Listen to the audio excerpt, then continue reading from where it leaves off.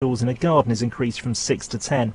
It's being reported that the Duke of Sussex has now arrived back in the UK ahead of Prince Philip's funeral on Saturday. Prince Harry has not been accompanied by his wife Meghan, as she is heavily pregnant with their second child. Former royal editor at The Sun, Duncan Larkham, has said he hopes that this visit will see Prince Harry begin to mend the strained relationship between himself, his wife and the rest of the royal family. He's returning back to Britain now, having launched an Exocet missile at his own family. That family that he now has to sit with to mark the passing of a duke who, in his life, really demonstrated the complete opposite of the kind of it's all about me, how I feel, how sad it's affected me. And I think the public largely in this country are probably pretty fed up with that narrative from Harry. An independent investigation is beginning today into the use of an image of the Prophet Muhammad at a school in West Yorkshire. A teacher was suspended after showing it to pupils during a religious studies lesson, which prompted protests. The investigation is expected to conclude at the end of May.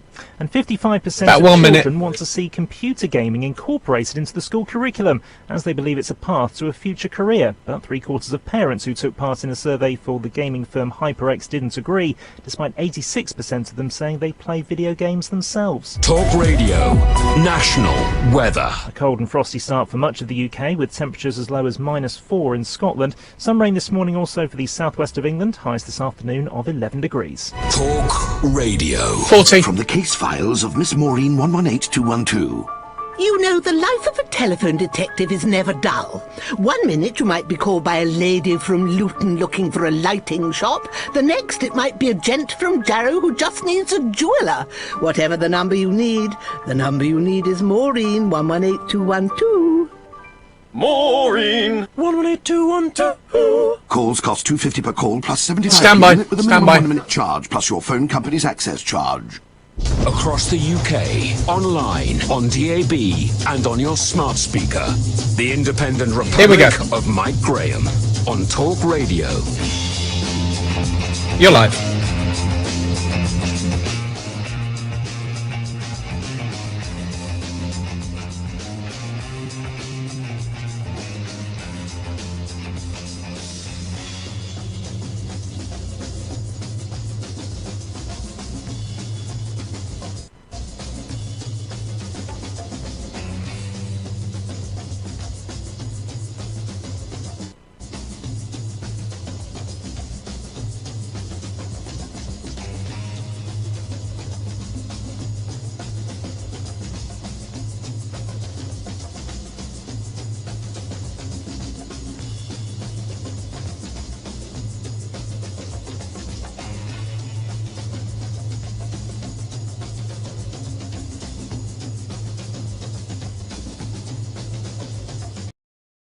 A great many other things as well. Rupert Bell is here with us to help us on the royal front, but also he was up at the Grand National at the weekend too. We'll talk about that. We want to hear from all of you, of course, because out there are people going to the hairdressers, there are people going to the gym, there are people going shopping. You can actually go into a shop today, buy something, put it in a bag, take it home and open the bag. Something that you couldn't do for about the best part of the last 115 days. So here we are at Talk Radio, bringing you the sunshine, bringing you the beers, bringing you the opening up of Britain, because this, ladies and gentlemen, is where it begins. You know what to do. 0344 499 1000 is the number. We're live streaming it on YouTube. Get on there and watch it as well.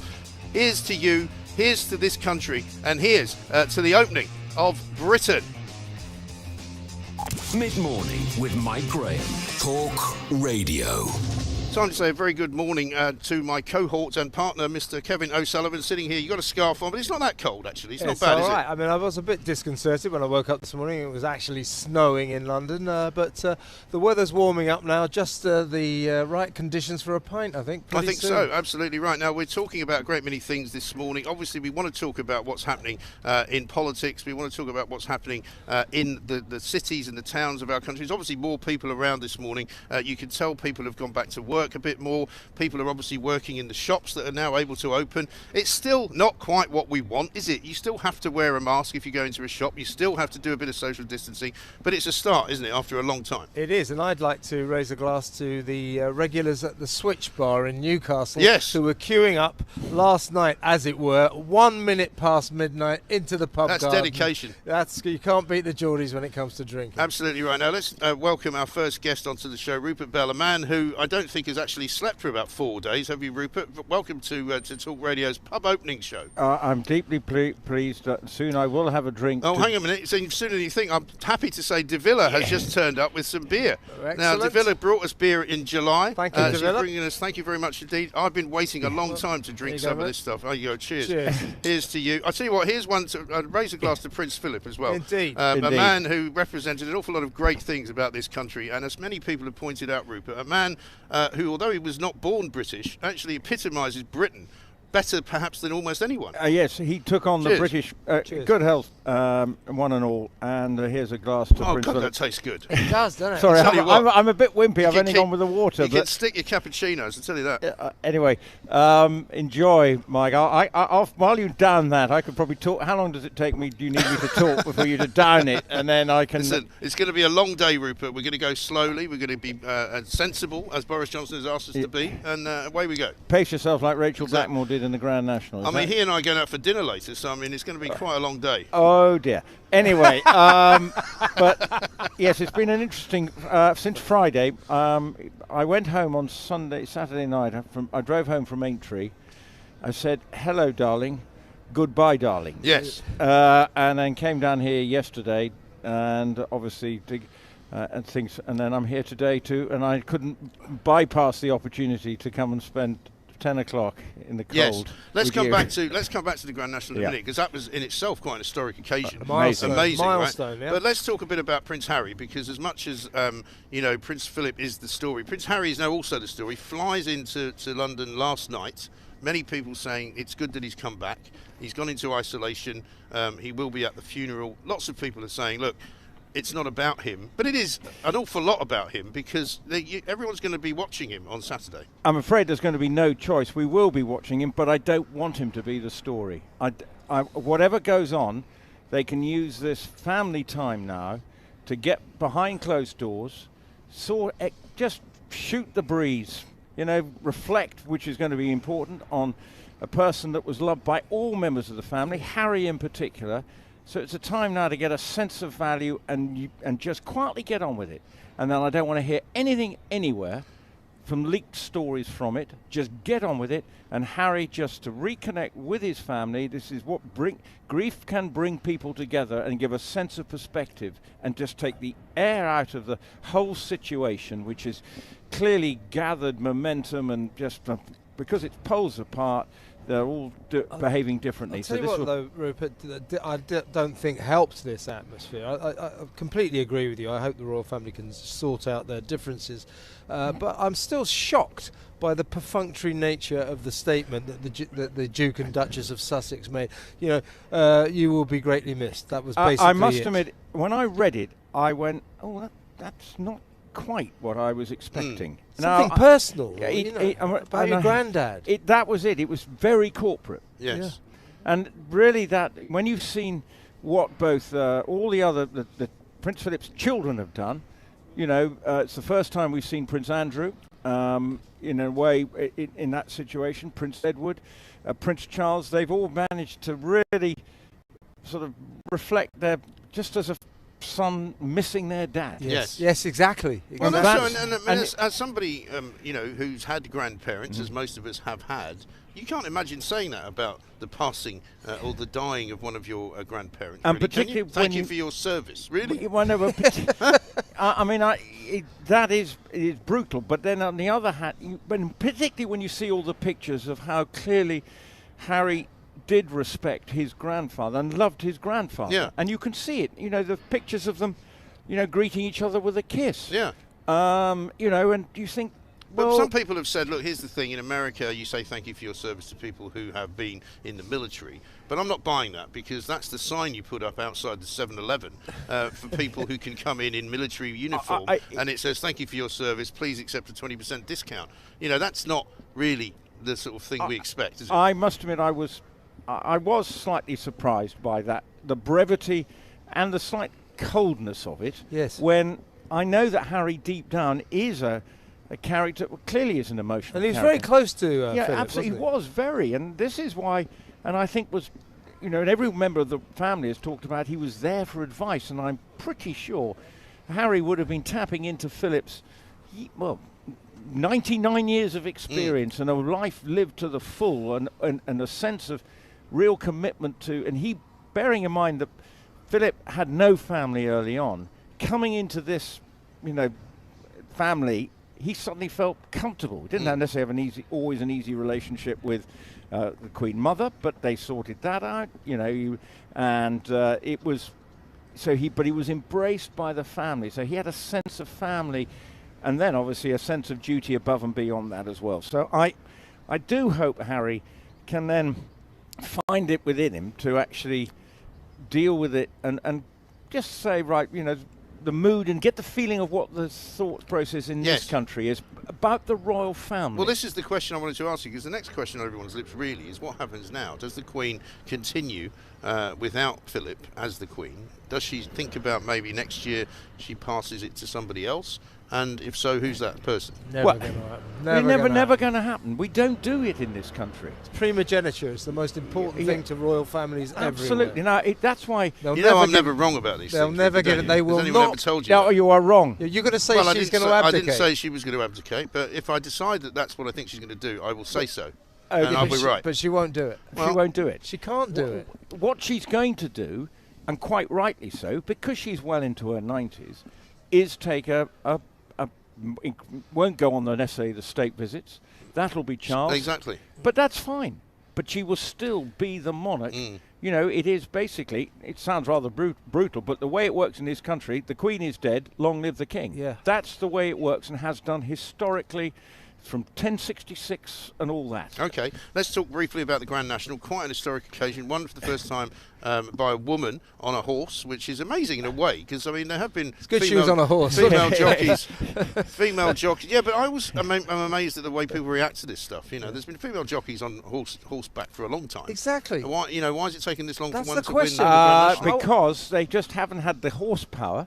They've had the talent. When you look at some of the, we've had it's just been given more chances. There was a time when ladies couldn't ride in a race. Yes. And racing, and it was a big deal. I remember in the 70s when that changed. And Charlotte Brood was the first in the Grand National. But I remember watching Muriel Tufnell win a race at Kempton, probably in 1973. It was given great, almost masses of TV exposure. Yeah.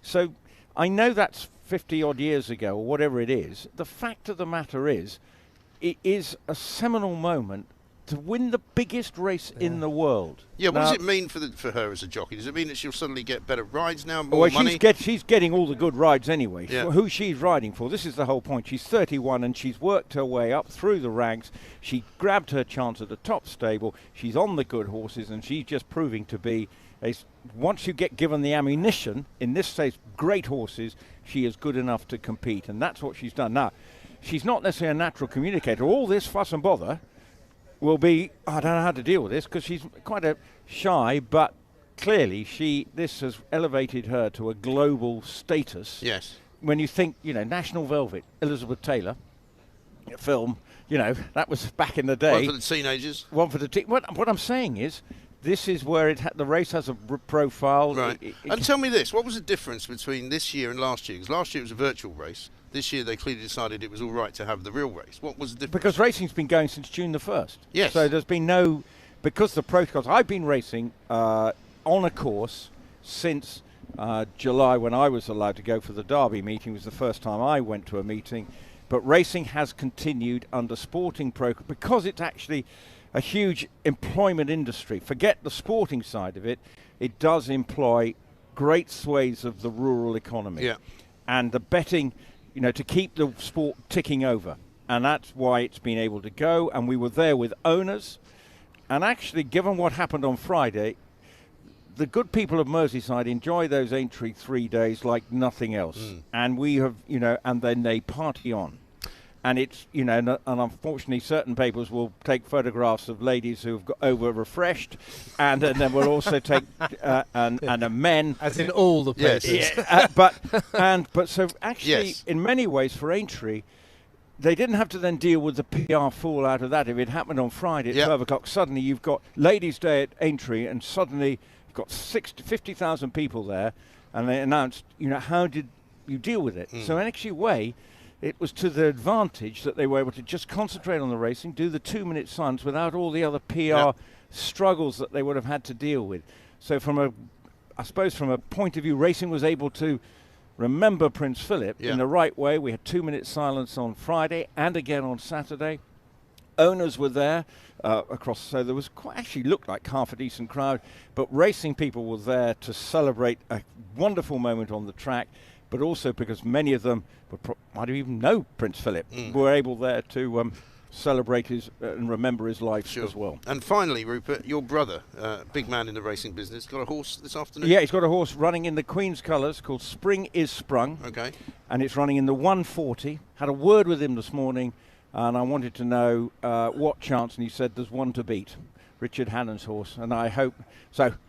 Nobble the Hannon horse. Yes, it doesn't mean that, obviously. Is this a tip, Rupert? I don't know whether it's a tip, but what I would hope that the Queen will be able to enjoy the race, because we know that this is her great love, and I know Michael, luckily enough, whenever he has a runner for her, able to talk to her, and you can sense her enthusiasm for racing. She loves to know every bit about the horse, and she will know that this horse is running, and I hope at 1:40 this afternoon she can watch it on telly and enjoy, and hopefully a little bit of something to bring a smile to her face, that a 2-year-old coming to win. So fingers crossed. Good. That's the news from my brother, and 1:40 I shall be watching. So if you hear a little cheer, I'm not going to buy you a drink, because I think they might be free today, actually. Well, for us. no, absolutely not. They're part of the whole thing here. Thank you, Rupert, for that. Kevin, part of the whole business of opening up the pubs is not about us drinking. It's about the fact that the people who run the pubs, and we're going to speak to the man who's made all this possible coming up shortly, Pete from the Horseshoe, because in the end, this is a business that we're talking about. Absolutely. It's a business that employs a lot of people. De Villa, who brought us the drink, all the people in the back, all the people that are putting the tables out, all the people that buy in the beer, all the people that work at the brewery, all the people that the brewery employ. It's a massive business, and this is what I need to get people to understand. We're here to support the hospitality business, not just because we enjoy a rather nice pint of this Gravity, which I haven't seen for about nearly 3.5 months, right?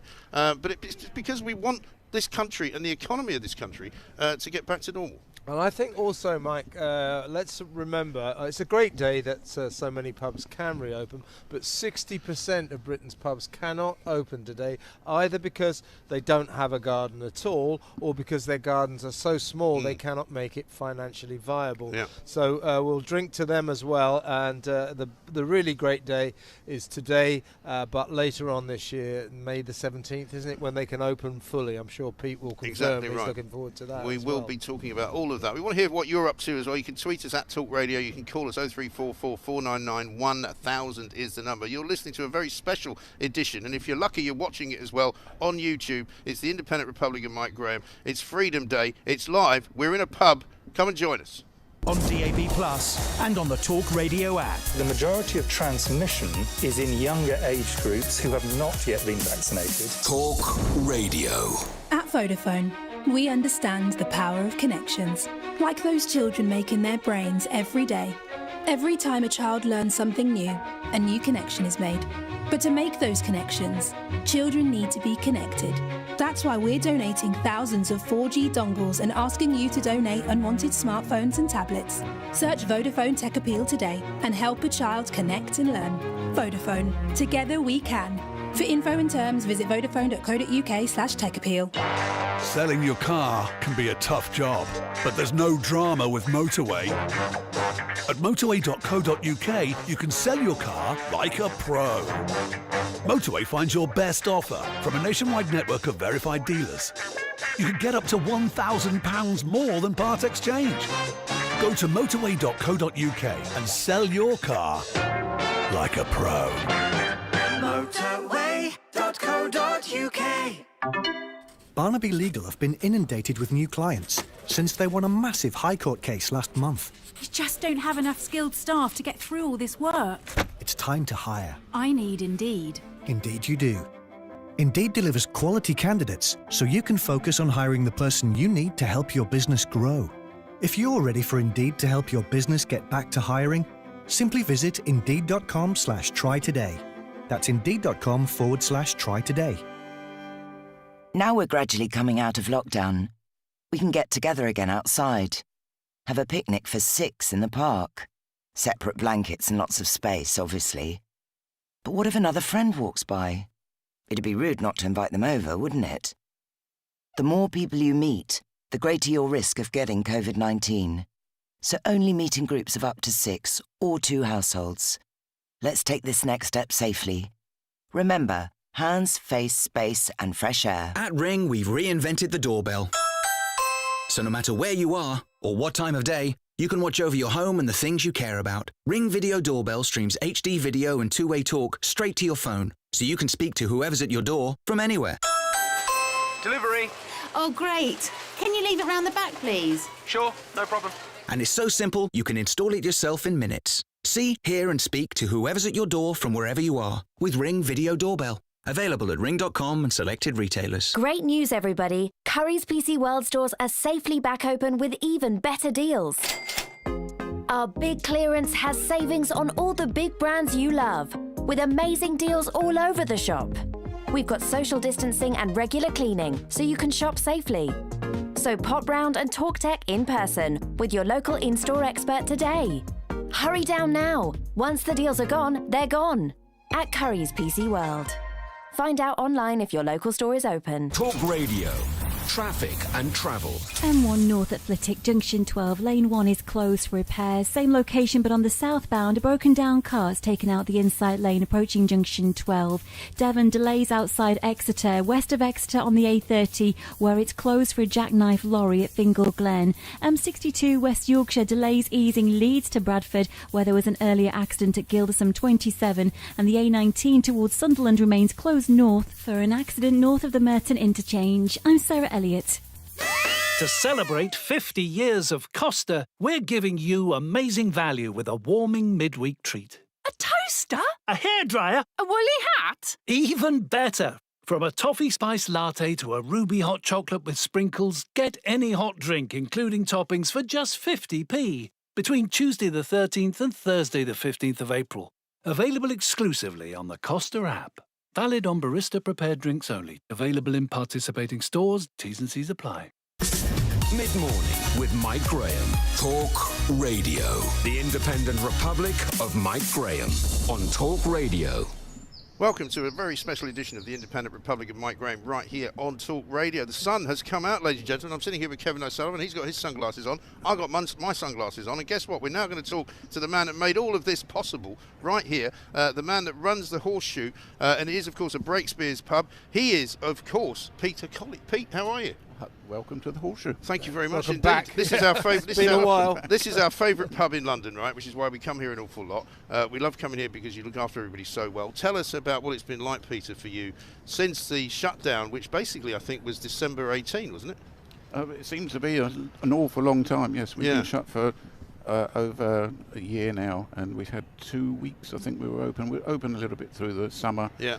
And it's been pretty hard, actually. But none of that opening was regular opening, if you like, was it? It wasn't. We were opening and then we were closing, opening and closing, right. And, it's ridiculous. And you had the old Scotch egg scenario, didn't you, where at one point you could only go to a pub if you were going to have a substantial meal. I forgot that. They've made something like I think it's 300 different rule changes over the course of the year in terms of what you're allowed to do and what you're not allowed to do. I remember coming into the pub, I think back in December after the November lockdown for a month, and I said to Pete, I can't remember what we're supposed to do. And he said, neither can I. And a lot of people don't really know what are the rules supposed to be now. We have no idea, to be honest with you. Yeah. We know we can sit out here. We know that no one can go inside and drink. Right. We don't know, actually, about takeaways. Okay. People can have takeaways, but we don't know if they can come to the bar and order them, right, or whether they have to order them from outside. Maybe they've got to go up the street. Or on an app or something. We really don't know. We can do it on an app, apparently, but we don't know if they can actually come to the bar, order a pint, and then clear off. And how much interference have you had from the sort of the local councils? As we've seen in the last couple of days, up and down the country, different venues saying, we complied with all of the rules that we thought we complied with. We've just been visited by the council people, and they've said that we can't open because we don't suit their conditions, and lots of different inconsistencies around the country. Well, it is inconsistent because we've had no problems at all with Southwark Council. It's been very, very That's good. They've supported us quite well. Yeah, excellent. And as far as what you're expecting then this week, I think you've got pretty much all the bookings that you can take, haven't you? We've got a lot of bookings, but unfortunately we're running out about a third of what we can have. So we're certainly not going to make any money. What do you make, Pete, of some councils, fortunately not Southwark, and I'm not sure there's many around London, but around the country, some councils have ordained that pubs with gardens, if you're going to sit in the garden and have a pint, you have to wear a mask. I mean, you know... Are you supposed to drink? Yeah, exactly. I mean, I could do it. I could do it. For the ugly people. Yeah. It'd be like, it'd be a bit like waterboarding, wouldn't it? Yeah. Drinking through a mask. It's sort of like a small hole with a straw in torture it. technique. That's what it is. It's been torture for us, so they're going to torture the customers. But I mean, now. to be serious, Pete, I think this has been the problem throughout this lockdown year. Is the rules have been so confusing. No one quite knew where they stood. It must have been a nightmare for you. We don't have a clue. We really don't have the clue half the time. Half the time we know most of the main rules, but then they can always come in and say, well, actually, you're breaking this rule. Well, we didn't know about that rule. Well, guess what? That rule is there, and we're going to fine you. And just finally, Pete, as far as preparing meals and buying in food and just buying in stock in general, how has that been for this particular day? For this one, all our suppliers have been absolutely brilliant, and they know that we're going to reopen. The kitchen was there for the last 3 days, getting ready, sorting everything out, doing the orders, getting prepared, and hopefully, fingers crossed, it's all going to be okay. It could be a little bit of a problem. It certainly won't be like it was before we closed, because it was a well-oiled machine. Yeah, absolutely right. Pete Colley, thank you very much indeed. Landlord of the Horseshoe here. I can see some smoke coming up from down there. I presume somebody's already cooking some stuff, which we might be getting our hands on a bit later on. My apologies to all of you up there in the frozen north where there's snow and where you can't necessarily open. But let me tell you this, we will stay with you here all the way through the afternoon at the Horseshoe with Talk Radio, because it's opening day and we want you to enjoy it as much as we possibly can. Cheers. This is Talk Radio. Let's get some news headlines. Here's Ross Powell. Talk Radio. Half-hour headlines. Pubs and restaurants are opening their outdoor areas, while hairdressers and indoor gyms are operating again as coronavirus restrictions ease in England. The Prime Minister has described it as a major step on the road to recovery. Non-essential shops are also reopening. Katie Wiley is General Manager of the Westfield Shopping Centre in London. We've got a very optimistic outlook as we welcome shoppers back. The data that we've seen from the ONS recently shows that the UK household saving ratio has risen to a record high in the final quarter of last year, so we do expect that people will have cash and they want to spend it in physical stores. In Wales, close contact services like hairdressers and non-essential shops can also reopen from today, while many university undergraduates are set to return to campuses. In Northern Ireland, the stay-at-home messaging is being replaced from today with guidance to stay local. David Cameron's acknowledged missteps in how he contacted the Chancellor on behalf of Greensill Capital during the coronavirus crisis. In a statement, Mr Cameron said he should have gone through only the most formal of channels, and said after reflecting on it at length, there are important lessons to be learnt. Sir Bernard Jenkin is chair of the House of Commons Liaison Committee. He wouldn't be drawn on Mr Cameron's actions, but has told us guidance is weak in this area. There is nothing in the Civil Service Code or the Ministerial Code that directly and explicitly addresses how you should respond if someone's sort of implying that there will be some employment or reward for you after you've left public office. What we need is a discussion about attitudes and behaviours and culture, particularly in government. It's understood the Duke of Sussex has arrived back in the UK ahead of Prince Philip's funeral on Saturday. Prince Harry has not been accompanied by his wife Meghan, as she's heavily pregnant with their second child. The House of Commons, along with the Scottish and Welsh parliaments, are being recalled early today so politicians can pay their respects to the Duke, who died at the age of 99 on Friday. A look at the weather. A cold and frosty start for much of the UK, with temperatures as low as -4 in Scotland. Some rain this morning, also for the southwest of England. Highs this afternoon of 11 degrees. Julia Hartley-Brewer at breakfast on Talk Radio, with up-to-the-minute breaking news, expert guidance and non-stop conversation. We are nevertheless seeing lots of the controls over our lives being extended rather than withdrawn. Unparalleled radio for unprecedented times. Even if the risk is very, very, very tiny, we're never going to actually stop all of the risk. Julia Hartley-Brewer at breakfast. Weekday mornings from 6:30 on Talk Radio. Mid-morning with Mike Graham. Talk Radio. The Independent Republic of Mike Graham on Talk Radio. Welcome back to the Independent Republic of Mike Graham. It's a special show. We're coming to you live in London from the Horseshoe, which is our favourite pub. It happens to be in the shadow of the Shard, and there is a shadow now because the sun has actually come out and it's turning into rather a beautiful day, which is what always happens when here at Talk Radio we do something nice for everyone. Kevin O'Sullivan's here with me. You're going to keep the sunglasses on. Problem for me is I can't see very well with the sunglasses, so I'm going to put them down for a moment. I'm going to welcome Charlotte Ivers, our political correspondent. Charlotte, welcome to the pub, and what a delight to be in one. What a delight, and the sun has come out just in time as well. It's gorgeous. Absolutely right. We're going to be talking to Emma Webb shortly, who's arrived as well. She's having her first beer of the day over there in the corner. There's going to be a return to Parliament slightly early today. It's going to be just for tributes to Prince Philip, I understand. It will be. MPs were meant to come back from their Easter break tomorrow, but they will be back this afternoon, and there will be 7 hours of tributes to Prince Philip. Now, when I say back, of course, that is partly virtual, because some of them will still be on Zoom in their constituencies. Is there any room yet for a conversation about when that changes? Because some people have started to say, you know, we've got very low levels of infection. Yes, of course, you know, caution is the watchword from Boris Johnson. He's told everybody, which is rather amusing to a lot of people, that they should all behave responsibly. Not something he's been famous for in his own life over the years, but there we are. What exactly is going to be the conversation about when they can all start coming back to normal in Parliament? Well, Parliament is moving relatively slowly at the moment because, of course, the date for people to actually come back to work en masse is right at the end of the reopening plan. So MPs seem to be sticking to that. They are now allowed a member of staff in with them if they would like to, if they can do that in a safe manner. But then, of course, the big thing is not really those meetings in the offices behind the scenes. It's the chamber, and it's getting that raw, and it's getting that accountability that a lot of MPs say is lost by not having as many MPs actually there to address ministers. That is going to be slow moving, and I think we'll probably see a bit of frustration from backbench MPs about this, because many of them feel the government is getting away with a lot because they can't bring them there and hold them accountable in the old way. Are they going to? Did you just say they're going to spend 7 hours paying tributes to him today? Why? What's the point of that? What a waste of time. Well, there's a lot of them. Such a curmudgeon. Listen to MPs saying how great Duke of Edinburgh. I think one day can be set aside.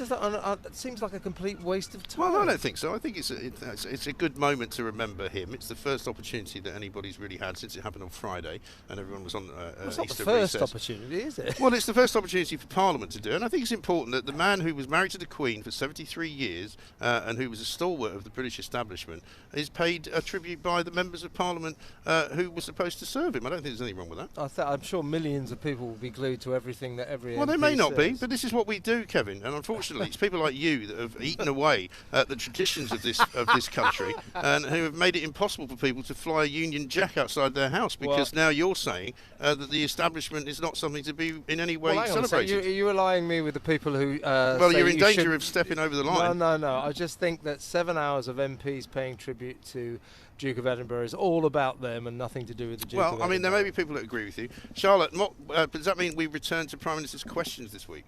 Well, in theory, we should. A lot of things have been cut off, though, as a result of the death of Prince Philip. So campaigning for the local elections has been suspended. You won't be seeing any government ministers on Talk Radio or anywhere else on your airwaves.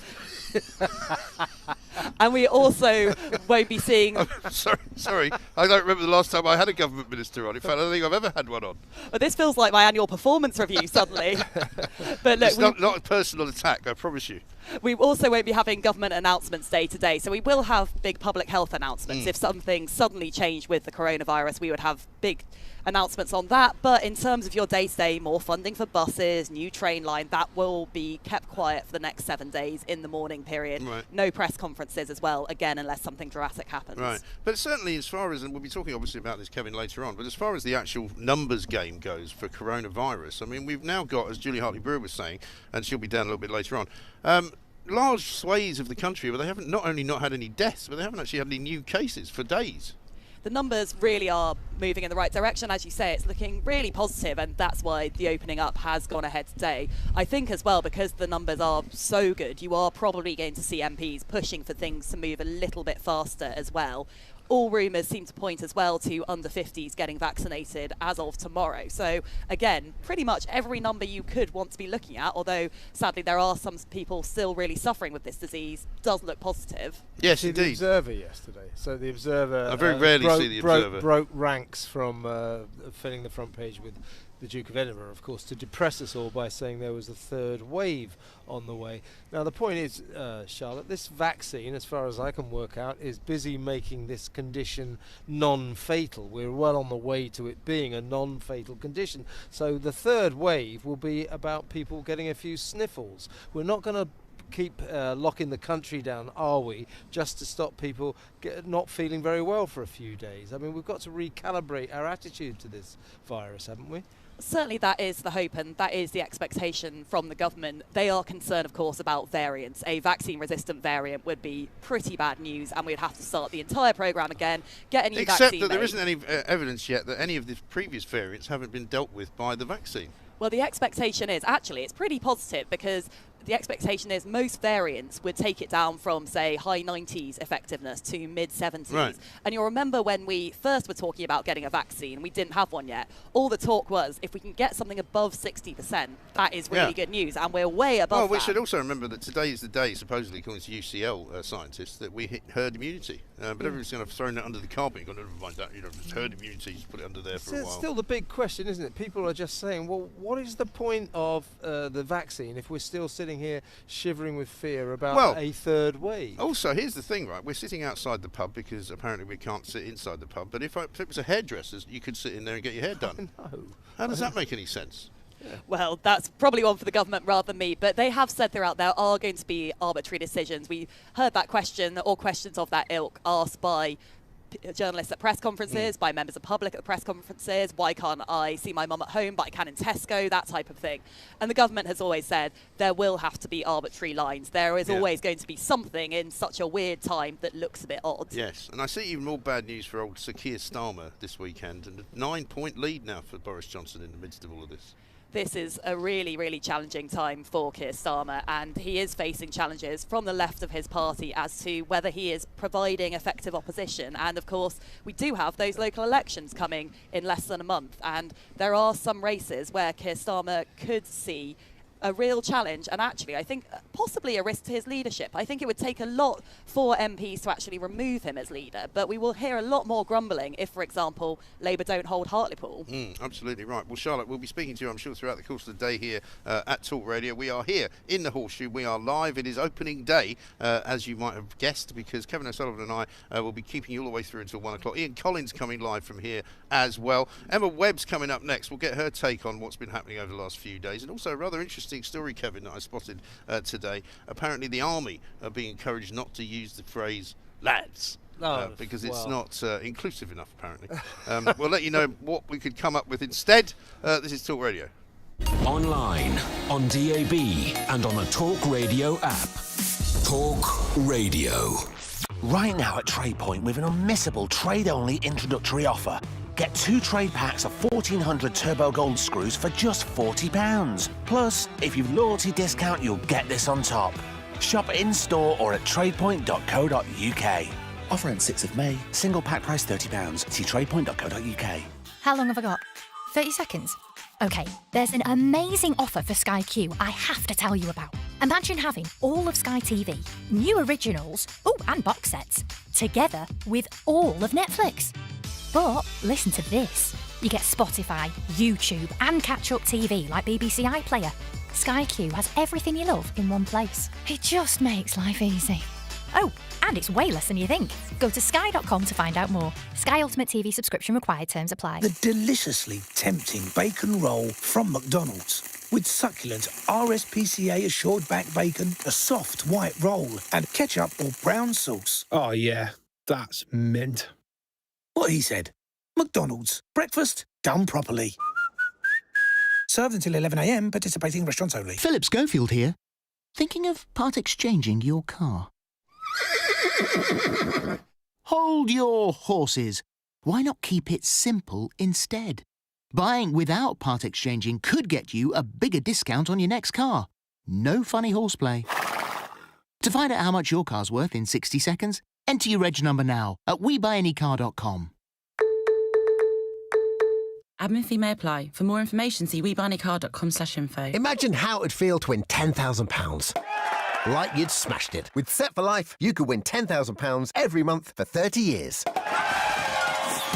Set for Life from the National Lottery. Your numbers make amazing happen. Play Monday on app, online and in-store. Prize may be capped. Account terms, rules, procedures and game-specific rules apply. Players must be 16 or older. New Vodafone Pro broadband. The only broadband with super Wi-Fi boosters for reliable Wi-Fi in every room. Or you can leave for free, guaranteed. So whether you're learning in the loft or streaming from the sofa, now you can be unstoppable with new Vodafone Pro broadband. Invincible broadband at an unbeatable price. From £35 a month. Vodafone. Together we can. Up to 3 boosters provided at no additional cost. Leave with no early termination fee within 30 days receipt of third booster if receiving speeds below 10 megabits per second. Terms and verification, vodafone.co.uk/broadband. The bubbles dance upwards.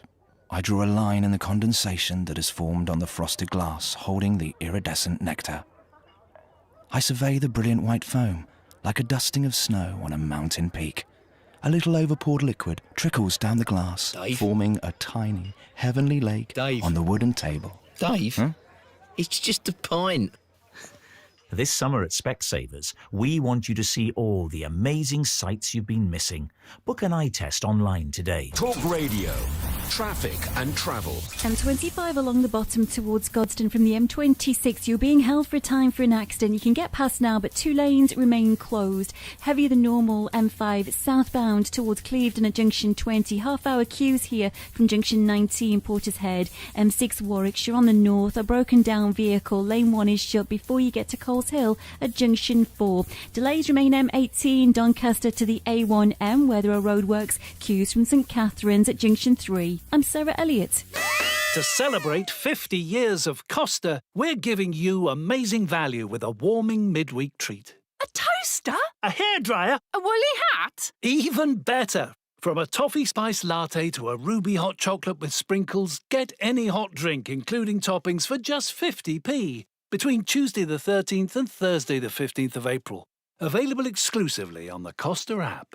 Valid on barista-prepared drinks only. Available in participating stores. T's and C's apply. Talk Radio. Your trusted 24-hour resource for breaking news, essential information and non-stop conversation. We must be very wary of the potential for a third wave. Unparalleled radio for unprecedented times. It's really sad to watch the EU go the full Chavez on, behaving really like a rogue state. Online, on DAB+, and on the Talk Radio app. Talk Radio. Mid-morning with Mike Graham. Talk Radio. The Independent Republic of Mike Graham on Talk Radio. Welcome back to a very special edition of the Independent Republic of Mike Graham. We are back at the Horseshoe. We were here on July the 4th, Kevin O'Sullivan and myself, because the pubs are not officially open until we officially open them. We have now officially opened them. I've got my pint here. I'm going to need another one very soon, actually. And it's a beautiful sunny day now, and it's not as cold as everyone thought it might be. For those of you who aren't able to go to a pub, and if you're in Scotland, I feel very sorry for you. We will raise a glass to you. We raised a glass earlier, Kevin, to Prince Philip, and we're joined now by Emma Webb, Conservative commentator. A very interesting reaction in this country, Emma, to the death of Prince Philip. We've seen people complaining to the BBC about the fact that they went over the top and did too much kind of tributing to him.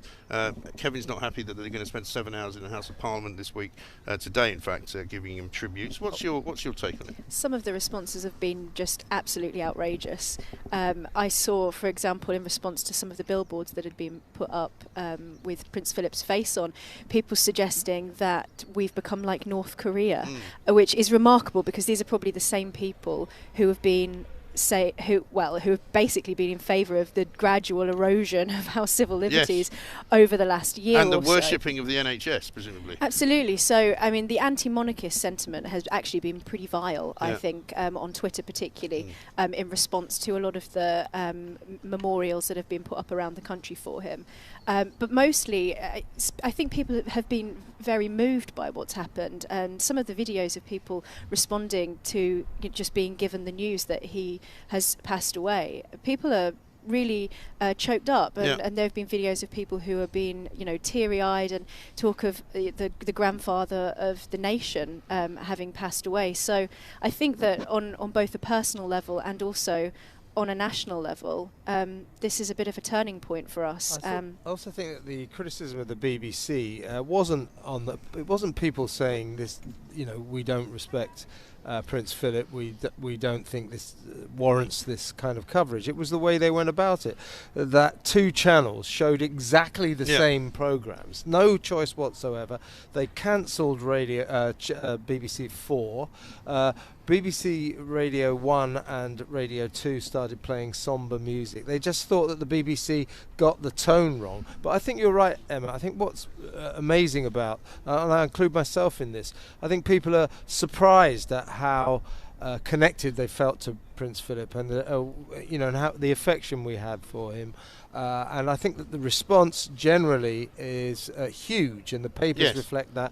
The BBC just got it wrong. Well, I mean, the BBC never fail at the moment to get it wrong, do they? I mean, they seem to find it impossible to get anything right. We would be surprised if they got it right. Well, they just don't get anything right. You can always rely on the BBC to get everything wrong. Yeah. I mean, I couldn't believe they'd stopped broadcasting on BBC 4. Why would you do that? Surely the whole point of having a bunch of different channels is that you put different things on the different channels. Yeah. I'm fully in favour of the TV channels, the MPs, giving as much respect as possible to a man who served this country for so many decades. But even I, specifically because I was moved by what had happened, because I was so upset by it, I had to just turn the radio off. Not talk radio, of course. Of course not. But the constant rolling coverage of it, I think, was really starting to get to some people. Yeah, I mean, one of the things that I found very funny and have found continually funny is a lot of the anecdotes that you'd forgotten about, like that piece of video of him walking past the ITN royal correspondent,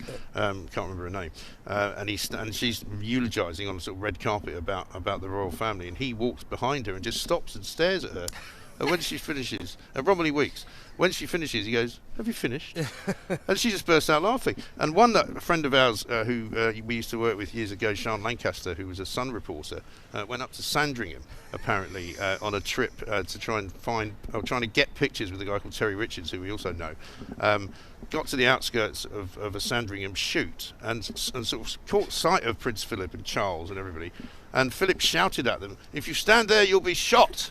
Right? So they scarpered back into the car. And as they got into the car was peppered with shotgun pellets. Philip had actually shot at them. He came through with this threat. Which you just think is great, isn't it? By the way, also in 1969, I'm desperately trying to find out what this thing was, but in 1969, most of his alleged gaffes, if you read them, were just really funny. Yeah. Really made you laugh out loud. Anyway, in 1969, on a royal tour of Canada, he opened something and it was obviously some artwork, but we don't know what it is. And he said, "I declare this thing open, whatever it is."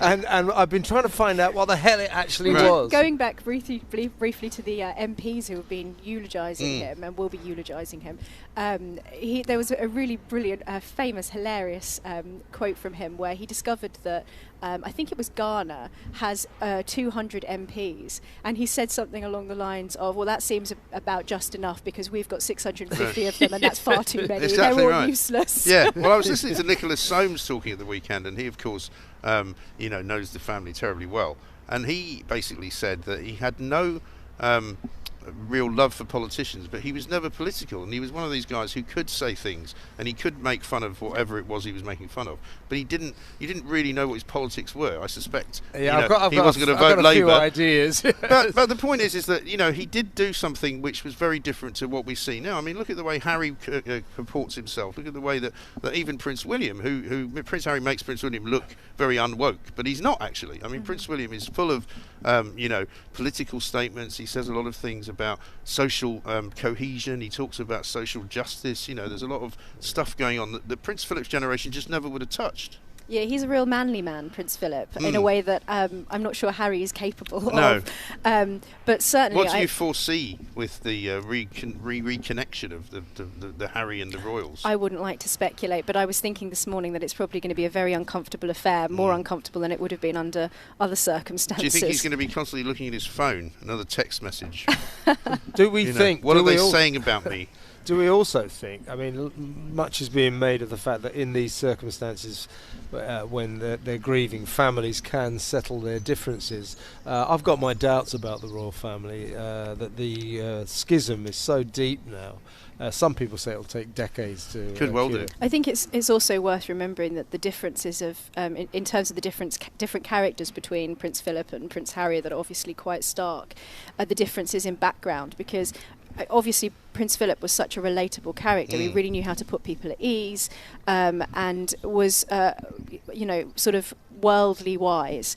And there's a great story about how when he was younger and he was essentially homeless, being passed from pillar to post, and he was penniless, that he only had one pair of everyday trousers and he used to press them underneath his mattress. And I think you can't underestimate the impact of that on someone's character and their ability to relate to other people. Yes. So I wouldn't want to speculate. Obviously, Prince Harry's lost his grandfather, and we shouldn't necessarily be sort of rolling into the Harry and Meghan saga and how this will unfold. But I think certainly the generational differences between our grandparents' generation and us, and the differences between Prince Philip and the Queen and the coming generation of royals is something that I'm particularly concerned about. Their It's funny, ability actually. to win the country's hearts. I was talking to my mother at the weekend, who's 97, not far off the same age as the Queen, and when it was suggested to her that the Queen would abdicate, never in 100 years will she abdicate. That's not what we do, because my mother, a woman of that age, feels affinity with the Queen and thinks that they are the same, and they probably are. They have that kind of attitude. We won't see the Queen cry either in public. No, and people will always say, why doesn't she cry? Well, because that's the way she is. Yeah. She cries plenty in private, I'm sure. And I think a bit of stoicism would be good for all of us. Yes, absolutely right. I mean, he'll be in tears by tonight. By the time I've pulled down the third grapper down his neck in this Italian restaurant we're going to, he'll start because he cries. He's one of those drunks that cries. You know what I mean? But that doesn't really mean he's a bad guy. Yeah, doesn't mean he's a bad guy. It's his long-suffering wife I feel sorry for. She's coming along as well. Emma, great to see you. Thank you very much indeed. We've got lots more. Julie Hartley-Brewer will be up very shortly, the Queen of Talk Radio. We could not have the opening of the pubs without her.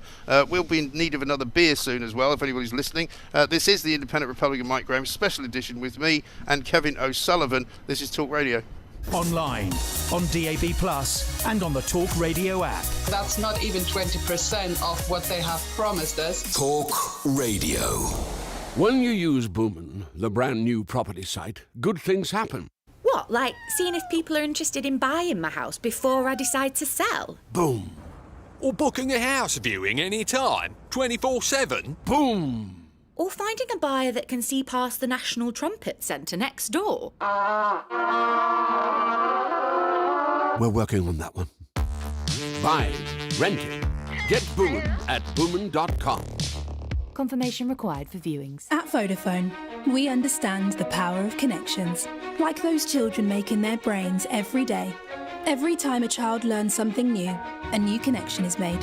But to make those connections, children need to be connected. That's why we're donating thousands of 4G dongles and asking you to donate unwanted smartphones and tablets. Search Vodafone Tech Appeal today and help a child connect and learn. Vodafone. Together we can. For info and terms, visit vodafone.co.uk/techappeal. The bubbles dance upwards. I draw a line in the condensation that has formed on the frosted glass holding the iridescent nectar. I survey the brilliant white foam like a dusting of snow on a mountain peak. A little overpoured liquid trickles down the glass, forming a tiny, heavenly lake on the wooden table. Dave, it's just a pint. This summer at Specsavers, we want you to see all the amazing sights you've been missing. Book an eye test online today. Gary bought a trampoline online with Visa, so he has protection if his card is used fraudulently. Now Gary's feeling pretty confident. Confident enough to try a slam dunk from his trampoline. Oh, Gary.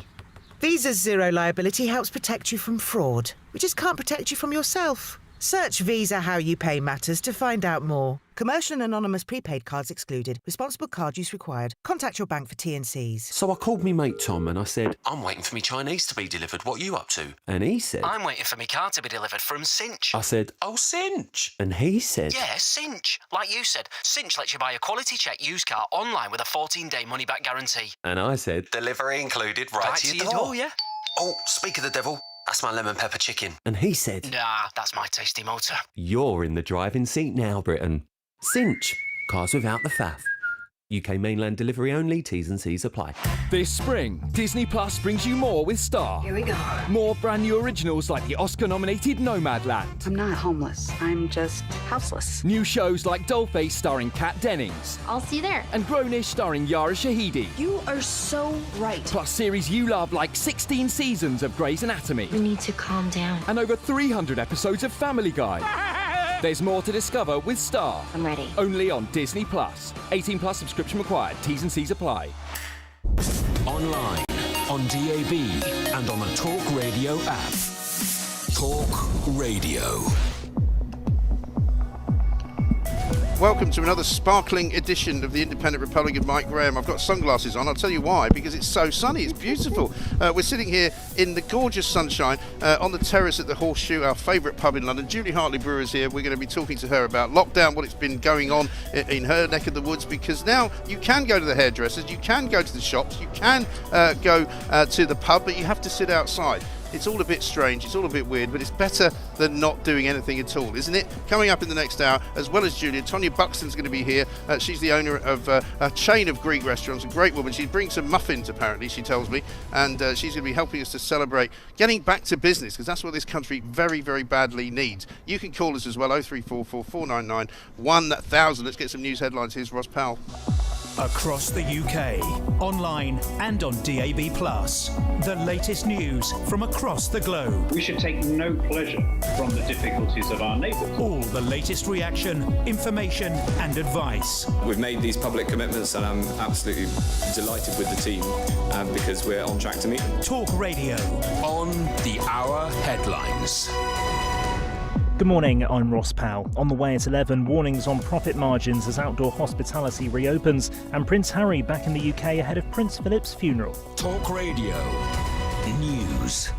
As thousands of pubs in England serve customers again, the British Beer and Pub Association says many are hanging on by their fingernails. An easing of coronavirus restrictions has allowed pubs and restaurants to operate their outdoor areas. The BBPA Chief Executive Emma McClarkin says pubs that take advantage of that will still be making a loss until the 21st of June, when restrictions are lifted entirely. We have invested over 500 million in making our venues COVID secure. We really need the government to stand by us now and work with us to help the public feel confident about coming back to hospitality. But please, if your local is open today, do go out and support them. They'll really need your help. An update to England and Wales's Test and Trace app has been blocked for breaking the terms of an agreement with Apple and Google. The modification, designed to allow users to upload a list of venues visited if they test positive for COVID-19, breaks guidelines imposed by the tech companies on gathering location data. Scotland, which runs a separate app for users to share the venues they visited, is unaffected.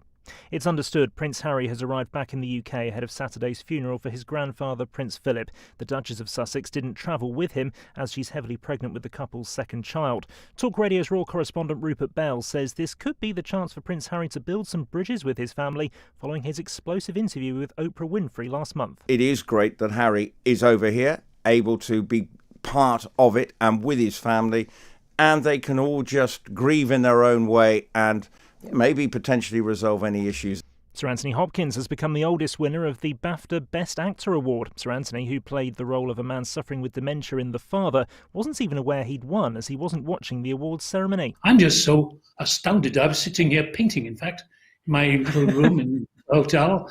I had this cheer go up from next door.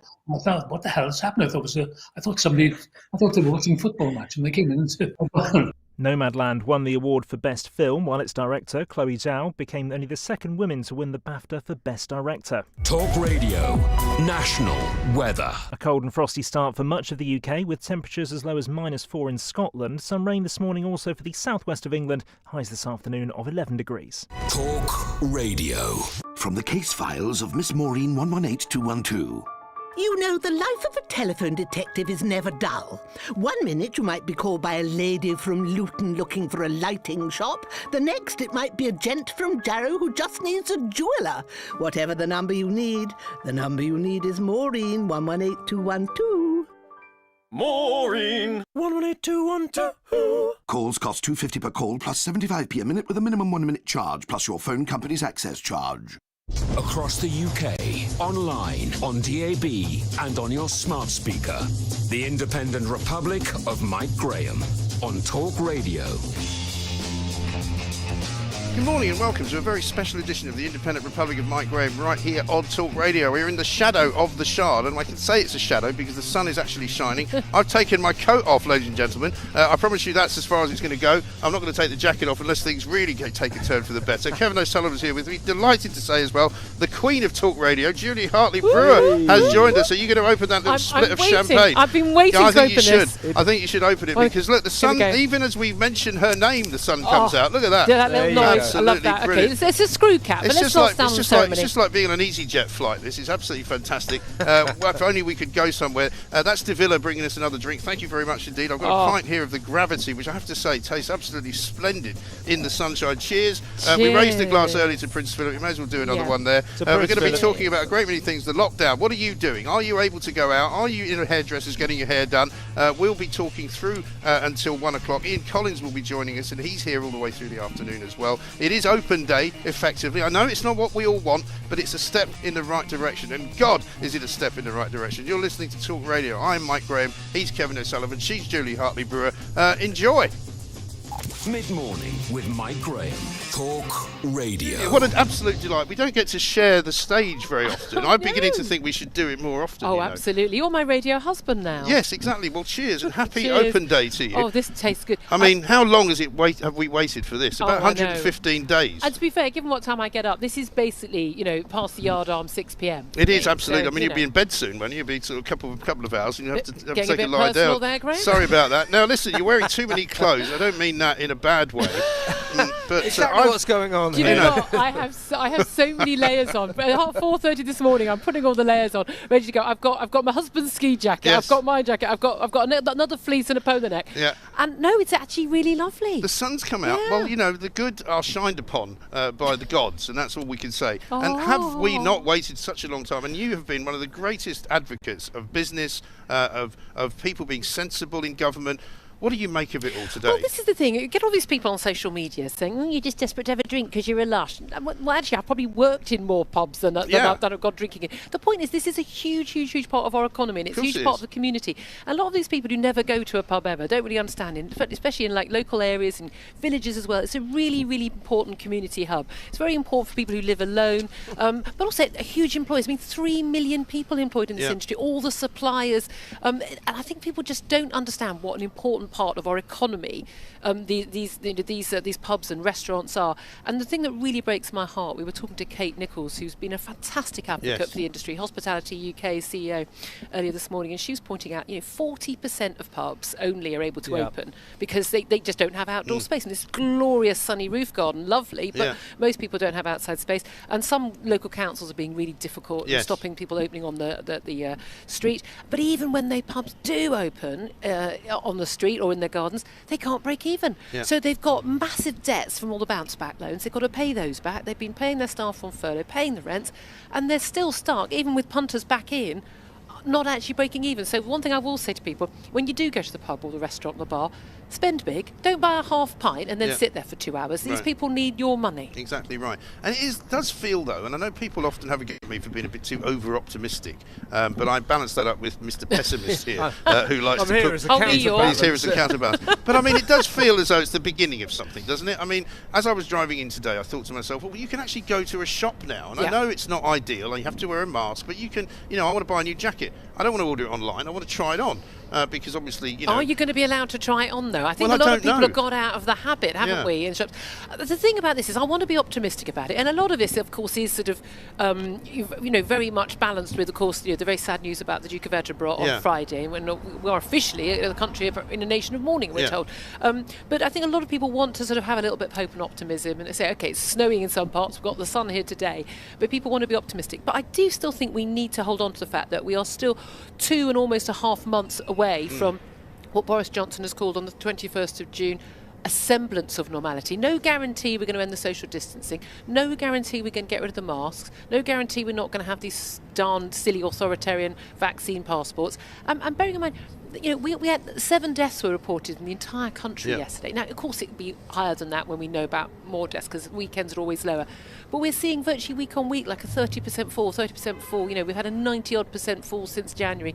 At what point do we just say, can we get back to normal? When is sanity going to come back? And also, do you know what? Do not be grateful. If you are born a British citizen or you come to this country, you're a free person in a Western democracy, do not be grateful for being allowed to go to a sodding pub and to see your family outdoors. Yes. You shouldn't be grateful for rights that you already had. Can I ask you this, Judith? Today, hopefully, with people getting back to the pub, the country will start to get a different look. It'll start to look a little bit more like what we remember this great country to be. The government has spent an absolute fortune scaring the living daylights out of the whole population with those adverts and those messages that they keep bombarding us with. Be careful, social distance, wear your mask. And we have a problem because millions of people are now officially terrified. Is it time for the government to spend an equal amount of money recalibrating the national mindset to say we are getting back to normal? Life is coming back. Absolutely. Well, there were those alternative adverts, weren't they, that some campaign groups have? Look him in the eye and tell him you take your mask off, you don't social distance. Well, look a publican in the eye and tell them you don't mind the fact that they've lost their business, lost their home, and their kids have had to move school. Look a child in the eye who's been stuck at home with a domestically abusive parent for the last year, or look at him in the eye who hasn't got mental health treatment or is dying of cancer. I think we've got to get this in perspective. 12 times as many people today will die of cancer than will die of COVID. And I know it's none of us have ever pretended this isn't a serious disease. We've been called every name under the sun, the COVID denier, all of that nonsense. Rubbish. I've had COVID myself. I was very ill with it. I know people who've died from it. I've been desperate to protect my family in their 70s.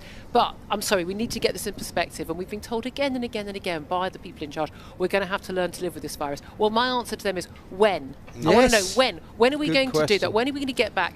If someone is too scared to go to the pub, go to a shop, or mix with their family indoors, fine.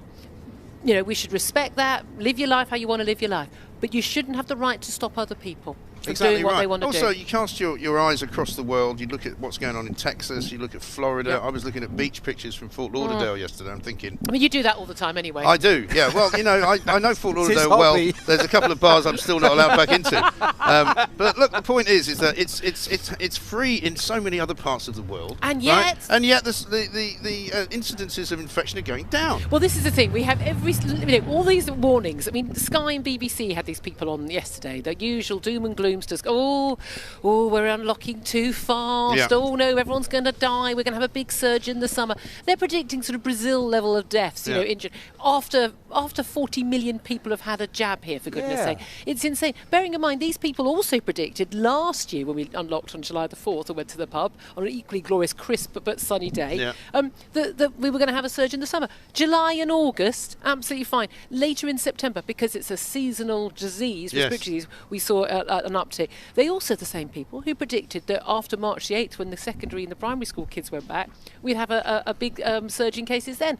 We haven't. At what point do you stop listening to people who clearly haven't got a clue what they're doing? Their models were wrong first time round, they've been wrong second time round, they were wrong in November, they were wrong last year, and they've been wrong now. Why are we still listening to these people? It's shocking, the vaccine, I'm assuming, is well on the way to turning COVID into a non-fatal condition. The danger I'm predicting or fearing is that this government has lost track of what it is they're fighting, and they'll continue to lock this country down to prevent people getting a few sniffles. Once it's a non-fatal disease, well, the new we thing stop now, running from it, the new thing now is long COVID, isn't it? Now all these people have got long COVID. When you ask them exactly how many there are, it's actually a very small number. They're counting people that have some diseases that hang around inside them, but without really causing any problem. But they're also largely people, and again, it's sort of self-diagnosis a lot of the time, but largely these are also people who have been seriously ill. They've been hospitalised. They've had major organ trouble. On a technicality, I've got long COVID because I still haven't got my sense of taste and smell back properly after a year and a bit. And you would be counted then if you said that. But I mean, I've got to be honest. There's a price worth paying for life. I can live with it. But this you can drink cheap champagne now. I'm a much cheaper date now, Mike. This is a good thing. So 7 deaths yesterday. So if people aren't dying from it, what are we running from? But, I mean, this is the thing. But there are so many people still afraid, and that's what comes back to what you were saying, Mike. Oh, it's these adverts. They have frightened the living daylights out of people. I would love to see a survey. I want to see a poll done by, come on, one of you friendly billionaires who wants the world to unlock and who's got the money to throw down the sofa. Not you, Gov. Someone who actually, getting something accurate. But I want to know. I want to have like 10 questions about COVID and what the actual risks are to people and how many people have died and things like that. And then we'll ask people about whether we should unlock. I bet you the people who know the least about COVID, the ones who think that sort of 7% of the population have died, those people are the ones who are most scared. The more you know about COVID, the less scared you are, because you can look at the reasonable risks, like, for instance, being outdoors, but also even indoors. Indoors, in your home, you can live with someone and have COVID and have fall-in symptoms. You've only got a 38% chance, according to one study, of actually passing it on to your loved ones.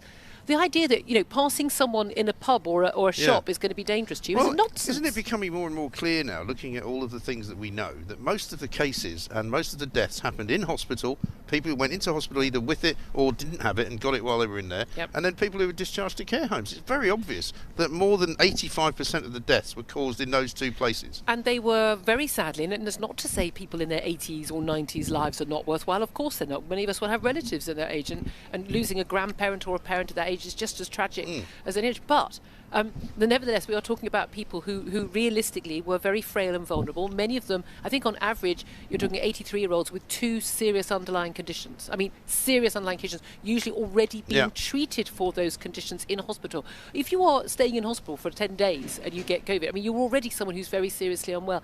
That's not to say those lives don't matter. But realistically, we're talking about locking down a country, locking down millions, particularly younger people as well, and children's education ruined, other people's health ruined, for perhaps giving people an extra couple of months or weeks of life in their final years. And I'm sorry to be ruthless, but when people say you can't put a price on life, that's not true. The government does that every day in all of their analyses. Yeah. When you decide whether a cancer drug is worth spending money on, in the health service, that we actually price up the value of someone's life. And we are looking at cutting people's lives. And it's not just livelihoods or education. It is, we have made the country poorer to the tune of, hundreds of billions of pounds. And that will mean that we will have worse health outcomes. No country has ever delivered better longevity and better health to its nation and its people by getting poorer. And that's exactly what we've deliberately done as a national policy. And we haven't even touched the sides of the costs of this in terms of jobs, education, damage to our society and damage to our nation's health. Let me ask you one final question. You had a great set 2 with Grant Shapps on Friday, which I very much enjoyed, and he's apparently still not on the barricades yet, because we were supposed to have a few Tory MPs here today, but suddenly Grant Shapps from the military, I think they got asked not to look as if they were enjoying themselves too much, so they're not coming. However, what's the story with Boris Johnson? Why do you think he's so frightened of Sage? Do you know what? Everyone says we got his fingers burnt last time round, but when we came out of lockdown 1, it was too soon. Again, load of rubbish. We went in on March the 23rd and came out on July the 4th. Are you kidding me? Right. And again, with no upsurging cases. The trouble is, I think Bojo's lost his mojo. No question at all. I think fundamentally, this idea that he's this libertarian and he has all these beliefs, I don't really think he does believe anything. I think he's very much been captured by Sage, by Whitty and Vallance. Also, I think this guy, Michael Gove, gets away with a lot of this. His fingerprints are on a lot of it, and Michael Gove, as far as I can gather from my contacts in government at a very high level, that they are deciding everything. There is no such thing as cabinet government anymore. No. If you're the cabinet minister for X, you don't get to decide the policy on X. It is Michael Gove, the Chancellor of the Duchy of Lancaster, and Matt Hancock who decide everything. Boris Johnson just gets sort of browbeaten to everything. But that's not to make him a victim, and he is the Prime Minister. If you want to do this job, you should do this job and you should own the decisions. Italy followed China and the rest of Europe followed Italy. There was no cost benefit analysis for lockdown because they weren't planning to do it, and then they got scared and they scared the nation into going into lockdown, and then the nation scared the government into keeping lockdown. And I think an advertising campaign to give the facts and to get people out and about is well needed. But I have to say, I have never been more disappointed in a government, and I include Theresa May and Brexit now, but also I love my country and I love my fellow citizens, but I am really, really disappointed that so many British citizens have been willing to accept having so many of their fundamental rights taken away. And I don't just mean the right to go to the pub. I mean the right to visit your grandmother, the right to go on a date if you're single and in your 20s. I really, really think that to have these fundamental rights taken away from us as free British citizens, I think we are going to be living with the consequences of that far longer than the consequences of COVID. Yeah, I think you're absolutely right. Julie, great to see you. Thank you so much for coming. Enjoy the Prosecco. Get some proper champagne down you as well, because it's going to be a long day. He and I are going for dinner later, so I don't know how that's going to get pretty messy as well. Coming up next, though, Tanya Buxton is here, celebrity chef, consultant to the Real Greek Restaurants. I think she may have some muffins for us as well. It's going to be a great day. We are, of course, Talk Radio. We are the home of common sense. What else do you need to know? Online, on DAB+, and on the Talk Radio app. That is an essential part of being in a liberal democratic society. Talk Radio. Right now at TradePoint with an unmissable trade-only introductory offer. Get 2 trade packs of 1400 Turbo Gold screws for just £40. Plus, if you've loyalty discount, you'll get this on top. Shop in-store or at tradepoint.co.uk.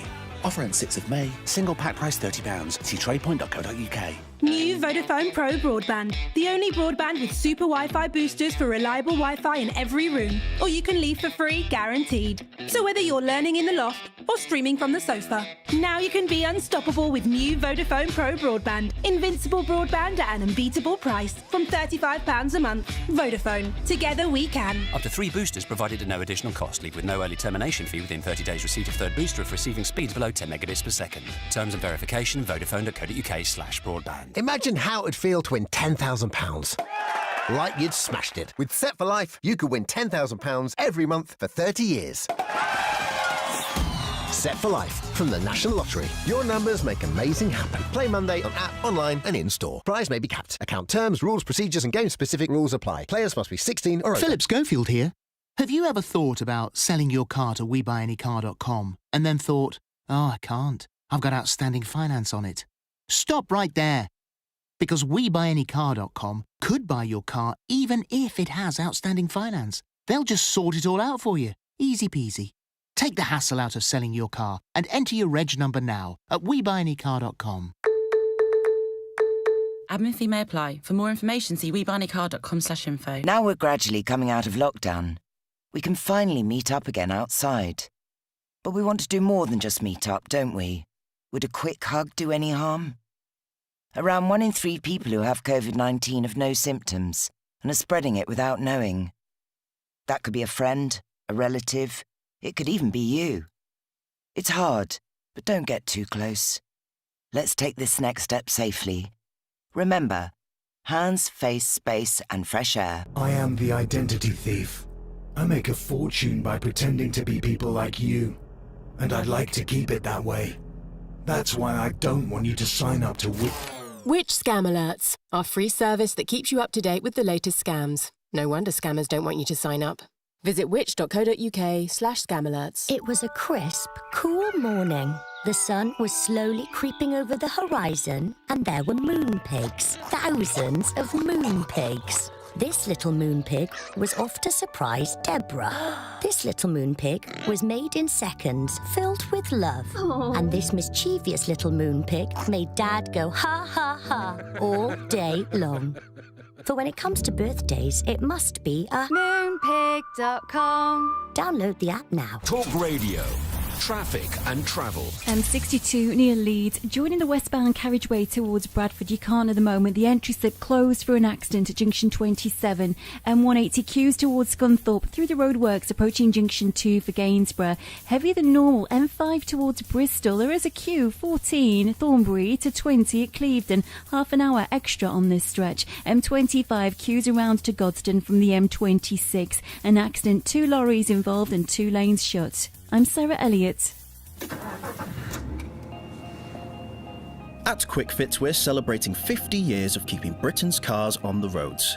But we're looking forward to long walks in the great outdoors, soaking up the sun in pub gardens, picnics in sunny surroundings, catching up with friends over brunch, and popping in on those who matter most. Visit quickfits.com or your local centre and we'll help make sure your car is ready for every journey ahead. Quick Fit. Drive away happy every time. Mid-morning with Mike Graham. Talk Radio. The Independent Republic of Mike Graham on Talk Radio.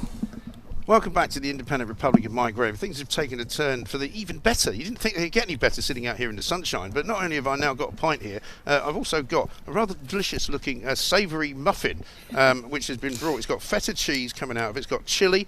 Tonya Buxton is here, celebrity chef. Good morning. Good morning. Consultant to the Real Greek, one of the great restaurant chains in this country. Thank you. Thank you so much for coming down. Pleasure. You're looking as though you've probably dressed about right, because it's not too cold, is it? It's actually glorious. Everyone should get out, get to the pub now. Yeah, absolutely right. Now, a lot of people have complained to me and said, look, we couldn't get into our local pub because it's been fully booked. And it has been very tough. But, I mean, you'll know from being in the restaurant business that, you know, you guys are desperate to open up. You wanted to do this for such a long time.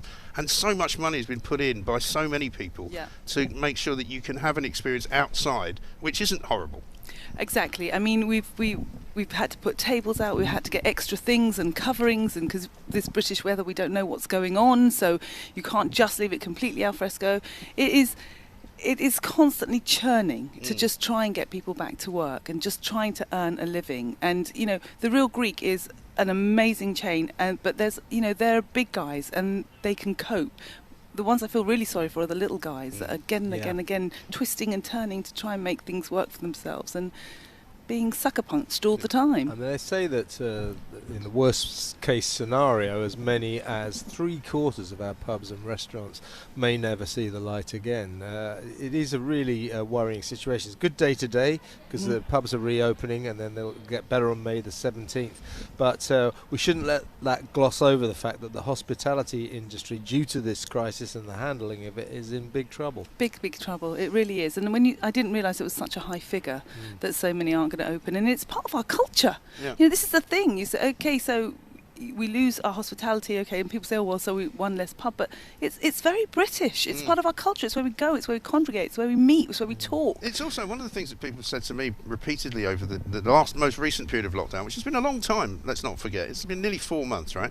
And as much as people have families, if they're lucky enough to have a family and that they can hang out with, you go to the pub to meet other people. You go and meet your friends. You know, you have a wide circle of sociability, and you know, there are some people I don't see unless I see them in a pub. You know, because I'm not inviting them around to my house for whatever reason. Ridiculous to say, as Julia was just saying, people say, oh, you just want to have a drink, you just want to get you an alcoholic. It's nonsense. I mean, you can get a drink anywhere. What we've learned over the past year is there's a difference between having a drink and going to the pub for a drink, and the pub is a better place to have a pint. You know? I'm just going to take a bite out of this, so you're going to have to take over for a bit. I've been eating it. The smell is amazing. It's really delicious, Mike. It really is. They're very good for you too, so there you go. You've got a feta oregano, sweet corn and chilli muffin in front of you there. Excellent. But I think we're just desperate now to open. I mean, I'm a bit confused. I mean, I'm not as to why we're not opening indoors with the levels and the numbers. I'm really confused by that, and I keep posing that question. I'm on Twitter all the time, just asking that one question. No one will answer me. No one in authority will answer why we're not completely opening up. Let me ask you this, Tonya. This is one thing that's concerned me about the government's approach to the hospitality industry, particularly pubs. Is okay, they say people will congregate there, and that will help the spread of the virus, and we can't have that. It seemed to me that disproportionately the pubs were punished throughout this lockdown. But what worries me is there's a kind of Victorian puritanical atmosphere about it. So, and I heard, I think it was on your show, Mike, the other day, Paul Scully, I think his name is, a government minister, saying, well, the elephant in the room is people, when they drink alcohol, become less responsible. So it's actually, there is an element to this argument which is about demonising people because they might get a bit drunk. That is worrying, I think. It's really worrying that the government feel that they have any jurisdiction to tell people what they can and can't do, and they've done that way too much as far as I'm concerned. I mean, I think, one of the things I love, I mean, I'm Greek, but I'm British born, and I love being British. I love being part of this country. Its freedoms and the way we live makes me very proud. And I'm not feeling like that lately. I feel like I'm being told, when I can stand, when I can sit, jump up. Because you have been quite outspoken on Twitter, and a lot of people would say that's quite a brave thing to do in this day and age, because we take it all the time. I mean, I get abused for a living. I quite enjoy it. Bring it on, keep it up, because you're upsetting the right people. Sorry about all those tweets I keep sending. I know, shocking. But it's hard for people who are not used to that kind of a level of abuse. I bet you've been getting a lot of it. I've been getting incredible amounts of abuse for posing questions and just questioning things that are going on in my life alone. So, I have a 15-year-old son. This year has been a disaster for him. Right. He's quite a quiet boy at the best times, and I'm noticing the difference in him, and it's not a good difference. Right. And how it's affected one of my daughters is a musician. So I'm not even just talking about the restaurant business. I'm just talking about life. Just life. Yeah. And posing questions like, what are this? Oh, get over it. People are dying. I get that all the time. But one of the things that I want to mention is, so my mother-in-law has been diagnosed now with stage 4 cancer. Now, she got diagnosed very, very late because she could not get a meeting with her doctor. Her doctor would not meet her. Right. And so she was having all these phone consultations to the point and now... this was what, in the last year? Yeah, she couldn't... I mean, even in the summer, she couldn't get a face-to-face with her doctor. And so now she's, quite seriously down the line, and... she is a she's a lockdown victim. And we're not talking enough about that. All I ever get, constant abuse on Twitter about that I want to kill my grandmother. Well, actually, my grandmother, my mother-in-law, my children's grandmother is dying because of lockdown. Yeah. So how can that be fair? Where is the fairness? Who decides? No. They say thousands. And they don't seem to want to talk about it. I mean, Matt Hancock just kind of dismisses anyone, even in the House of Commons, who asks that question. Yeah. It's incredible. It's incredible how they've become so kind of mono... thought process where they can only think about COVID. Well, look at our friend, regular guest Carol Sikora, former head of the World Health Organization's cancer program, still a cancer surgeon and doctor. I mean, he says thousands and thousands and thousands of people have already died because they haven't been able to get proper cancer treatment, or they were too scared to go to their local hospital, and this situation's only going to get worse. So when people say, oh well, people are dying because of COVID, they're dying because of COVID, but probably more people are dying from other conditions that they haven't been able to be treated for, like your poor mother. We know this is happening now, and yet, like you said, you can't have these conversations. And it seems outrageous that a young mother of 40 with 2 children can die of cancer, and people think, well, collateral damage. But someone who's 85 dies of COVID. No, they're dead. It's like, where is common sense and thinking gone? It's gone bonkers. Well, that ridiculous video, if you saw at the weekend, of Edwina Curry coming out and telling everybody that she doesn't want to sit next to somebody with COVID on the train, and she wants the government to protect the elderly pensioners because they've all now had a vaccine and they all want to go out, but they don't want to meet. Well, hang on. If you've got the vaccine, then what's the problem? Exactly. Because you're already protected. If the other person in the train doesn't have it, that's not a problem for you. Exactly. That's the other thing. Actually, I saw Mr. Hancock outside the BBC on Wednesday. Oh, yeah. And I tried very, very hard to ask him that exact question. But they wouldn't let me near him. Were you shooed away? I was shooed away. But it's that exact question. And for me, as a mother of kind of like young girls and young boys, all I care about is getting them on track. I'm really worried about the younger generation, how they're moving forward. How one of my daughters qualified last summer. She got a first in her maths degree. Right. And the only option she's had for work is to sit in front of a laptop in her room all day long. It's wrong. Yeah, it is totally wrong, and it's unhealthy, and it's dangerous, quite frankly. That's, I think, what we can all agree on. Yeah. And Tonya, delightful to see you. Thank you so much for My coming. pleasure to be I here. hope you'll be able to get something warm to drink over the course of the next few moments. You've got some more muffins there for us as well. What are those ones? These are apple, ginger, and again, they've got turmeric in them, so they're all good for you. Well, I've got a son sitting in there who's going to have at least 2 of those. I can guarantee you any minute now. Thank you so much again. My Tonya pleasure. Buxton from The Real Greek, also, of course, celebrity chef, and a great campaigner for what is the common sense way on this whole COVID situation. We are the Independent Republic of Mike Graham. Let's get some news headlines with Ross Powell. Talk Radio. Half-hour headlines. As coronavirus restrictions ease in England, allowing much of the economy to restart, the British Beer and Pub Association says pubs that are reopening will still be making a loss until the 21st of June, when indoor trading is allowed. Its chief executive, Emma McClarkin, says being able to use their outdoor areas again is welcome, but pubs desperately need the public to come through their doors. We've lost 5%, over 2,000 pubs in 2020.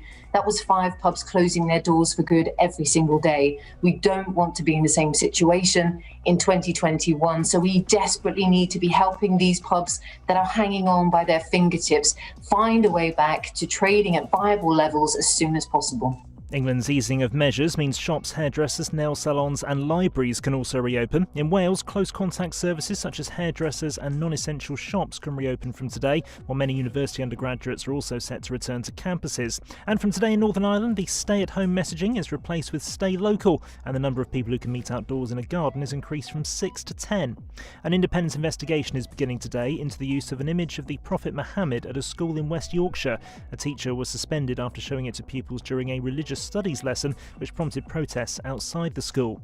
And it's understood the Duke of Sussex has arrived back in the UK ahead of Prince Philip's funeral on Saturday.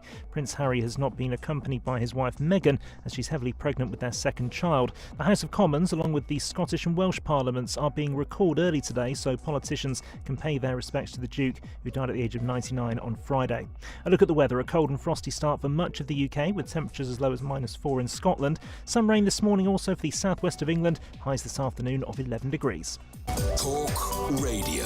Your trusted 24-hour resource for breaking news, essential information and non-stop conversation. I feel that the problem here with the response, it has been exaggerated. Unparalleled radio for unprecedented times. The long-term damage done by blockades can be very considerable. Online, on DAB+, and on the Talk Radio app. Talk Radio. Mid-morning with Mike Graham. Talk Radio. The Independent Republic of Mike Graham on Talk Radio.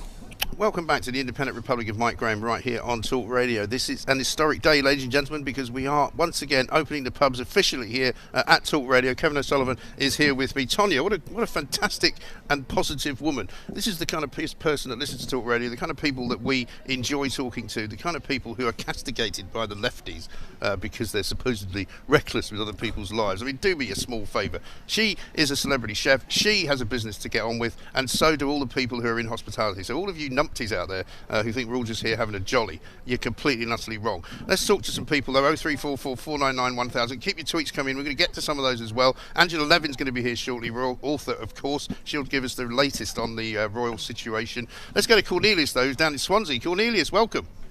Mike, how are you this morning? Very well indeed, sir. How are things in Welsh Wales? Well, the point is, boy, we got plenty of coastal pubs we can go to. Right. Are you open today then, the same way? Yeah. I think same way. As you know, mate, there's plenty of bars that got outdoor areas where you can have a beer. So definitely an improvement, you know. That's good. So, are you sort of optimistic that the man Drakeford is finally going to see the light?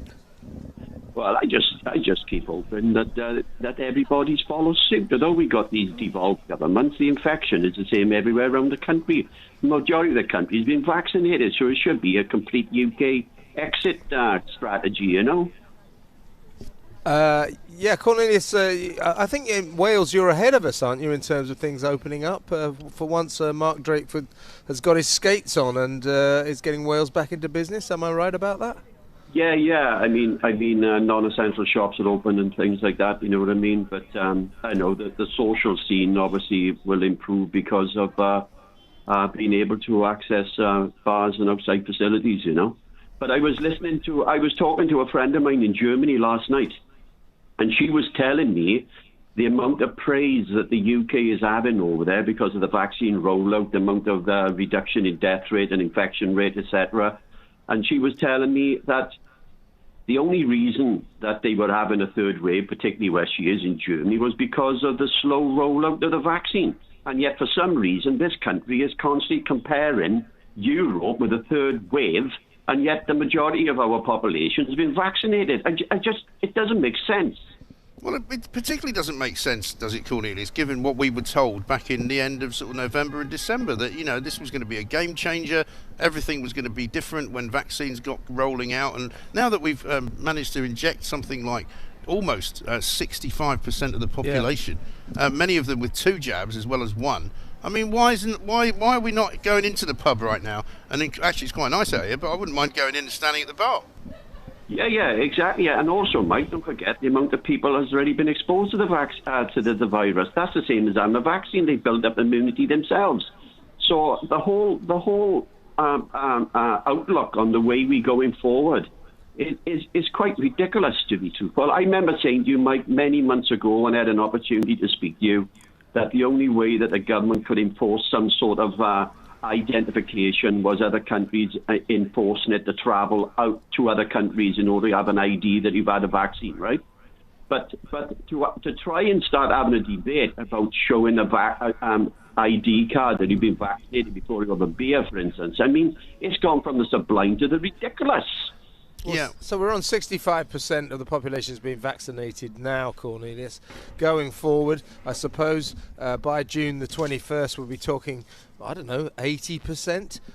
What on earth was they've announced this morning that anyone over 40 can now apply to get vaccinated. So they've done all the 40s by the end of April. Yeah, so what the hell was the point of the vaccine if we're still sitting around quivering with fear about an alleged third wave, if we're being told that we have to wear masks forevermore?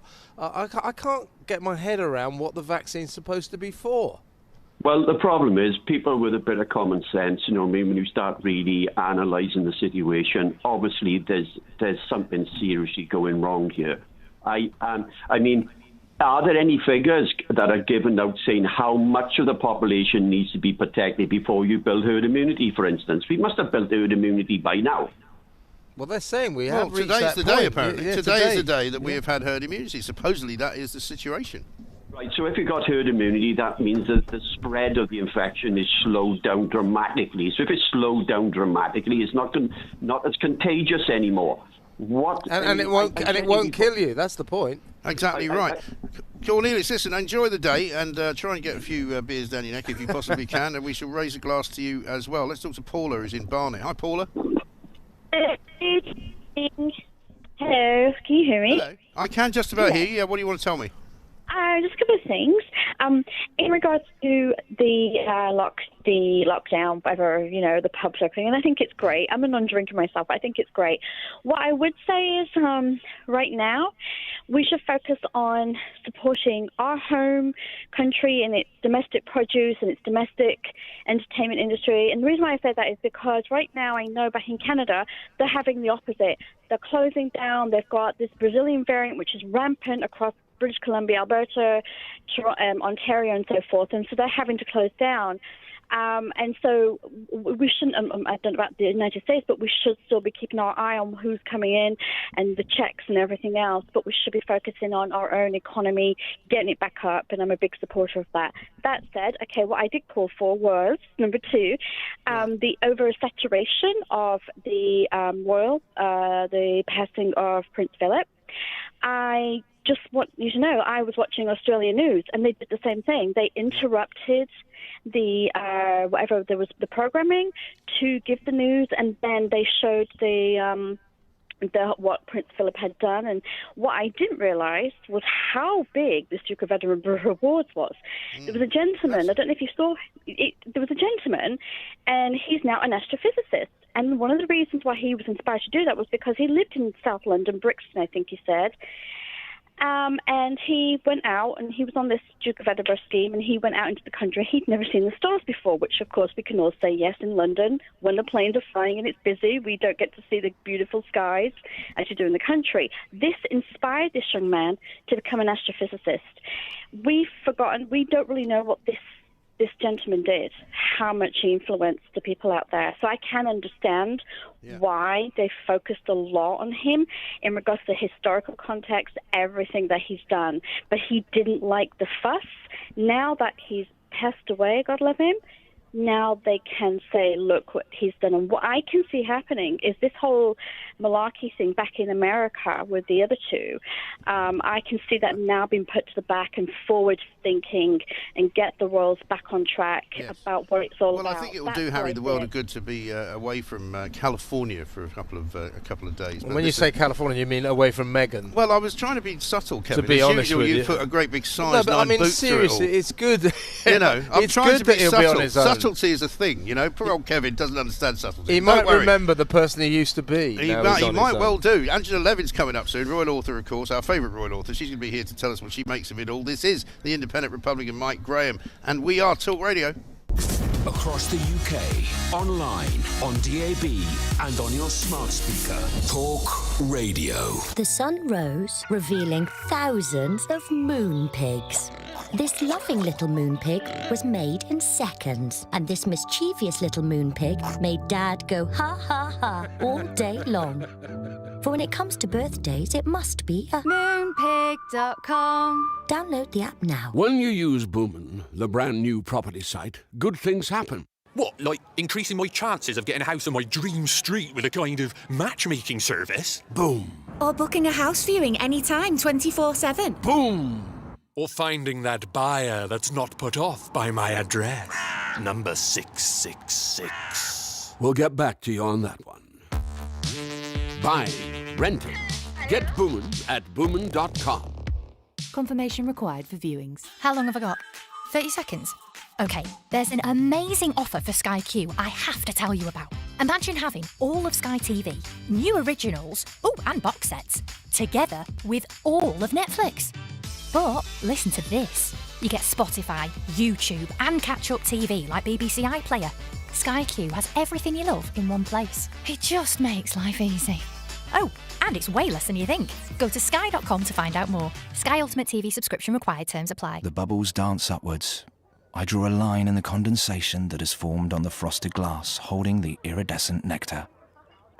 I survey the brilliant white foam like a dusting of snow on a mountain peak.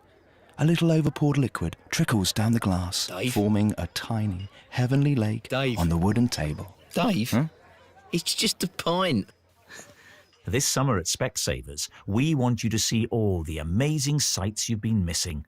Book an eye test online today. This spring, Disney Plus brings you more with Star. Here we go.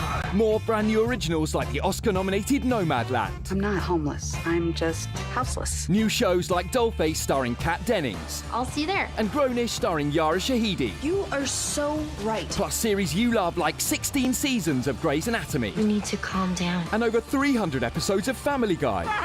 There's more to discover with Star. I'm ready. Only on Disney Plus. 18 plus subscription required. T's and C's apply. When the world slowed down, you didn't. When others started another box set, you started your first screenplay. When others had lie-ins, you did morning sprints.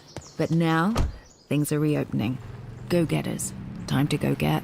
The redesigned Jaguar range with luxurious interiors, updated Pivi infotainment, and electrified powertrain options. Now available for extended test drives. Contact your local Jaguar retailer to book. Specifications vary per model, terms and conditions apply.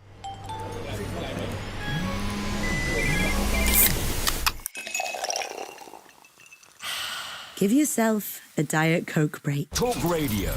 Traffic and travel. M62 near Leeds. Joining the westbound carriageway towards Bradford, you can't at the moment. The entry slip closed for an accident at junction 27.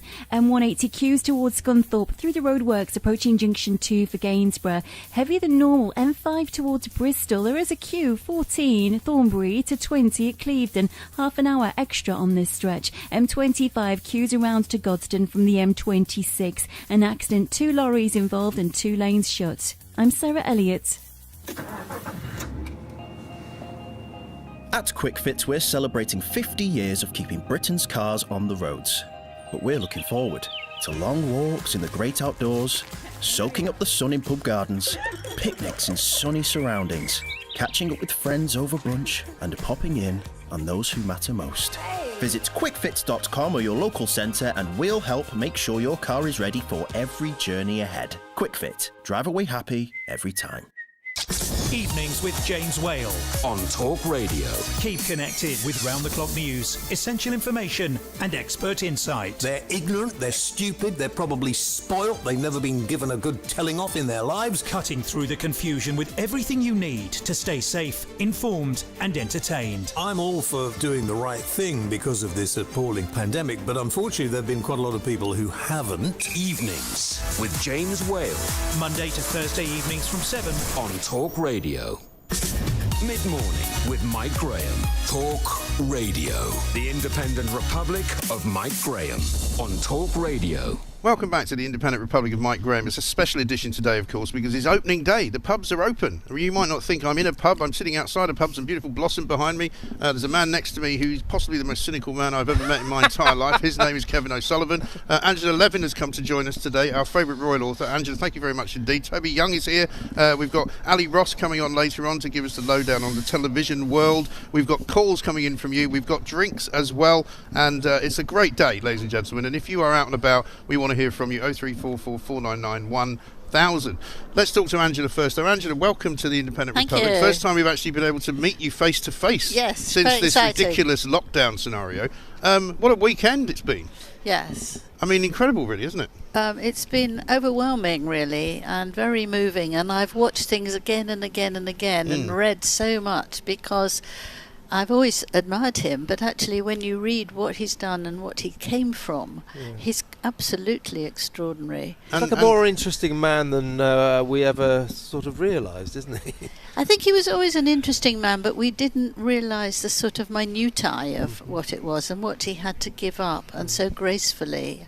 And that he had his priorities very careful, and also that the fact that he had a lousy childhood, but he decided for himself, I'm going to make something of myself and do what is right. Whereas a lot of people, and we know some of them who think they're sort of moaners and victims, but actually he absolutely wouldn't let himself be a victim.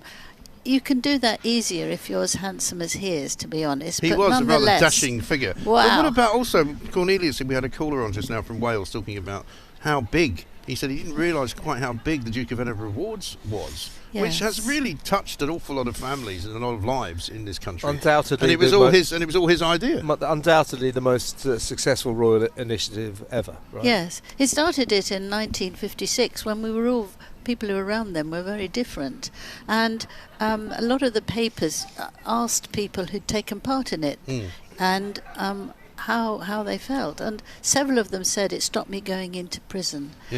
I was then able to go into the Olympics. I never thought I could do this. It gave me confidence, and that's exactly what he wanted from it.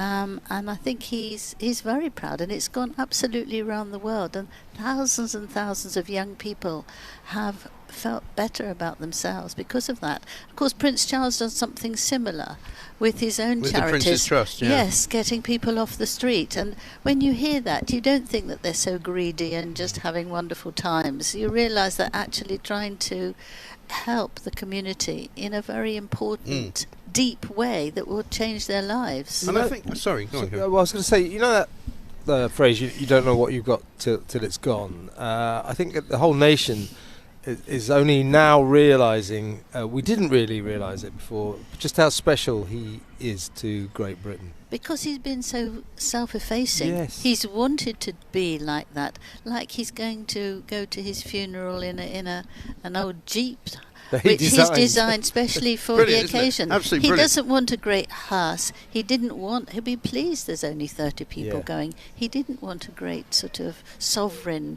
funeral. I think he's a man who wants to go for morals and things that are important, not for showiness. And no, that's right. And I mean, I said at the weekend when I was talking to Patrick Christie's on his show that, this moment, I suppose, on Friday, I think affected people more than they expected it to. I started thinking about my own father, for example, who was very similar to Prince Philip in the way that he was quite irreverent. He didn't really suffer fools gladly, but at the same time he was very warm, treated everybody the same way. And I think Philip, for an awful lot of people, certainly of my generation, personified, their parents' generation and his kind of absolute, utter devotion to his wife. The fact that he was always there for her, the fact that they were married for 73 years, through, good and ill, as everybody's marriages go, and they clearly had a great deal of affection for each other. Yeah, well, they're very different, of course. He wanted to modernise the royal family. She liked tradition, and they worked it out. That they would give and take a bit. He decided on all the family, what they would do and how they would be brought up and what schools they would go to, which was very unusual. That was a sort of woman's job then. And I think that when you do think about your own family in comparison to him, you realise that he wasn't at all a snob. And in fact, they've knocked some people off the list who are going to the funeral and put in people who've looked after him the last few years, which is obviously something that he wanted. And he always felt that he was interested in everybody. He didn't sort of pull rank. No. And although he had a terrific rank in the Navy, he could control things, he could organise things, he was a good leader, came up with lots of exciting, original things.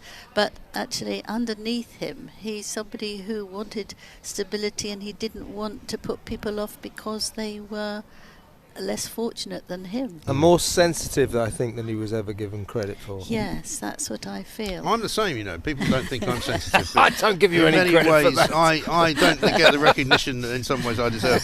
But let's Me talk, too. Angela, let's talk about what happens this week, because Harry coming back is obviously a massive thing. I was asked about it again at the weekend. I said, well, it would be nice if he'd come back before he died as opposed to after. But let's not be churlish about it. But what do you think the first meeting is going to be like between him and William? I think it will be very, very tense. Frosty? Because, well, I think they'll try not to be too frosty because they want to make something work. They don't want a fight as they're walking behind the coffin. It's obviously an exaggeration, but I don't think anybody will know quite how to plan it. First of all, you don't know if he's been told by Meghan how to behave. And secondly, you don't know if he does feel sorry, if he does feel guilty, that he could have come over at Christmas 2019, even for a day. Yeah.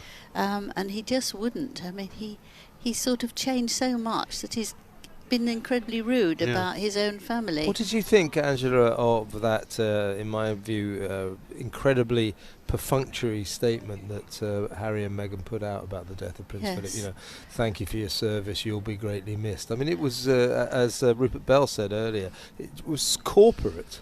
I thought it was sort of like for a cleaning lady who'd been with you several years, and you just said, okay, off you go now. And actually, it was even totally then, impersonal. the cleaning lady would not have been happy with it. No, you know, quite. should have been going, well, after all those years, cleaning your toilets. But it was quite upsetting, I thought. Well, I was horrified actually, and I thought, who could do that? Whose hand was doing that? I'm sure it wasn't Harry's, because Meghan writes long pieces about people she barely knows and how they've influenced her and how much she respects them. But to say, you know, I thought it was unkind, cold and patronising. And I think that much has been made of in these circumstances. Families grieving, they mend and they heal their rifts. But I do think that the rift caused by Prince Harry is very deep, and the idea that just because they get together for a funeral it'll all be okay, fine and dandy, I don't think so. No, well, I think it also partly depends on how long he's going to be here. If Meghan says to him, he has to be here beforehand, but he's got to be isolating. But if he goes back straight afterwards and she's told him to do that, then it's no time to build it. You can't just change from people being so hurt by what he said and him sort of coming down a level and saying, well, actually, that was a bit bad of me, please forgive me. You can't do that in one go. You need a week. Yes. But I don't think he will stay that long. Kevin and I both spent a long time in America living there, and you would come back to Britain and you would occasionally realise what a different place it is. And I think, we can see what's happened to Harry. You know, he's gone to the States. He's become slightly kind of in awe of it all, because it is quite an awesome place in parts, you know. You get picked up in a Cadillac Escalade, even though it's not particularly, green for the environment and all of that. You have hot and cold running, sort of Champagne. slaves, and well, probably not. And I think she stops him from drinking, doesn't she? But I mean, it's when you're rich in America, it is a particularly stylish way to be and to live. And you come back to Britain, and it's all a bit grey. Even if you've still got money in this country, it's still, the roads are still a bit sort of, and you don't quite get treated like royalty, funnily enough, unless you really are. I mean, I remember coming back from America once going into a bar, and I was a bit of a yuppie, about 26, went into this bar in Fleet Street, the Albion I think it was, after I'd been out for dinner, and I went to the bar and I said to the guy, have you got any brandy? Yeah. I said, have you got any Hennessy XO? No. Why not? He said, well, we got that, and he pointed to this optic, and it was a sort of Martell. He said, what's the matter? It's not good enough for you. You know, and that was Britain then. Frankly, It's not quite like that now. But, you know, there are two very different countries. And I think he's going to remember, perhaps for the good, how great Britain is. If he lets himself, I think if he puts a big fence in front of him and won't let himself change, it will be pretty much a disaster, although they won't show it in public. But if he lets it touch his heart, I think he can't carry on in the same way, and he might want to reach out. But if he thinks he's more important and they're all trapped and he's free, that's not going to work. No. But he in has his to get heart of rid of all hearts, that. do you think he's really enjoying his life out there? I get the impression that he's not. Well, I think he's very, very tense because his sole aim is to please Meghan, Right. which is a very, very difficult And that's an woman impossible to play. task. That is an impossible task. Yeah. Trust me. Good luck with that. Yeah, good luck with that. Angela, great to see you. Thank you so much for coming down. Please do enjoy the hospitality that the Horseshoe has to offer, and we'll see you again very soon. Angela Thank Levin, you. our favourite royal author, talking about the quandary that the royal family are going to face towards the end of this week. Coming up, Toby Young is here. He is the man that is, of course, very much on the side of opening up this particular economy. He's a lockdown sceptic by his own admission. Calvin Robinson will be here as well. Lots more for us to do. This is Talk Radio. Across the UK, online, on DAB+, and on your smart speaker. What they need to do is to send a very strong signal to health staff that they know they got it wrong. Talk Radio. Get revved up for a new kind of chat show. Cruise into the weekend where star names are queuing up to be part of the conversation. Don't miss Driven with Andy J on Talk Radio in association with Paramex Digital, proud creators of DrivenChat.com. Join me, Andy J, for the show that finds out what drives celebrities and achievers and what they drive. Driven with Andy J every Saturday afternoon from 4 on Talk Radio in association with Paramex Digital. You dream it, we bring it to life. Find out more at DrivenChat.com. If your car is gathering dust in the garage and you can't wait to get back on the road, well, at least you're saving money on petrol, right? But if you're a Direct Line customer, you could be saving some money on your car insurance too. That's why we offer mileage money back, a straightforward way to apply for money back on your premium. So if you expect to be driving less, visit our website directline.com, register your current mileage, and you could get money back at the end of your policy. We're on it, Direct Line. Policy must remain in force until end of policy term. Existing customers opt in any time. Minimum 1,000 mileage difference required, excluding van and optional extras. Now streaming, Falcon and the Winter Soldier, an all-new 6-part original series from Marvel Studios, lands on Disney+. The world's upside down right now. This year. I have a plan. Oh yeah? What is it? Team up Here we go again, huh? and take off. Falcon and the Winter Soldier, See? That wasn't so hard. a Marvel original series, now streaming only on Disney+. 18+ subscription required, T's and C's apply. If you want to do something important, care for others. It's not always easy doing what we do, but it's 100% worth it. Working in adult social care, you make a real difference to people's lives, and that makes a difference to yours. You could work with young people, or visiting people at home, or leading activities. There's all sorts, with training on the job for everything. So if you want lots of opportunities and a job to be proud of, search adult social care jobs. We're recruiting now in your local area. Care for others. Make a difference. As we start getting back out there, capture long-awaited moments on the incredible iPhone 11 Pro. With its triple camera system and ultra-wide, you'll get the perfect pictures. And now at Vodafone, you can save £262 and get a huge 100 gigabytes of data for just £59 per month and £29 up front. Go online today. Together we can. Vodafone. CPI plus 3.9% increase each April. Offer ends 27th of April. Minimum term agreement 25 gig roam fee. Use credit check and terms apply. Saving info at Vodafone.co.uk. Barnaby Legal have been inundated with new clients since they won a massive High Court case last month. You just don't have enough skilled staff to get through all this work. It's time to hire. I need Indeed. Indeed you do. Indeed delivers quality candidates so you can focus on hiring the person you need to help your business grow.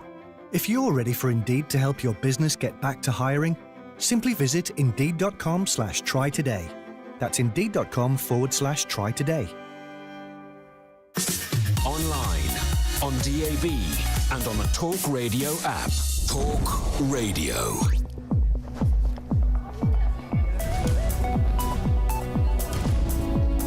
Coming up in the next hour, we've got loads going on. We're going to be talking to Toby Young.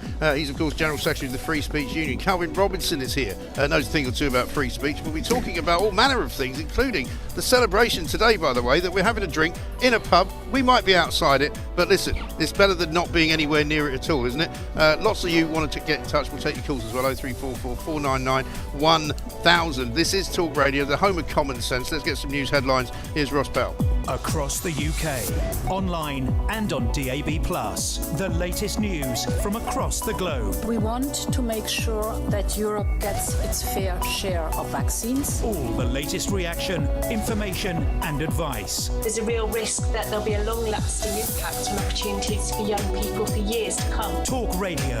On the hour headlines.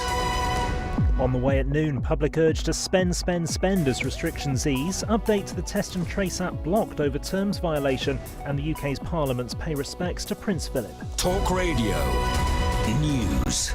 The British Retail Consortium has urged the public to get out and spend as a large part of England's economy reopens. Shops, gyms, hairdressers and outdoor areas of pubs and restaurants are all operating again. The BRC's chief executive is Helen Dickinson. There will be thousands of businesses up and down the country where it's really important what does happen over the coming days and weeks. The feeling is that there will be a bit of pent-up demand out there and that people will come back not only because they need something, but also because they want to play a part in their local community. In Wales, close contact services such as hairdressers and non-essential shops can reopen from today, while many university undergraduates are also set to return to campuses. And from today in Northern Ireland, the stay-at-home messaging is replaced with stay local, and the number of people who can meet outdoors in a garden is increased from 6 to 10.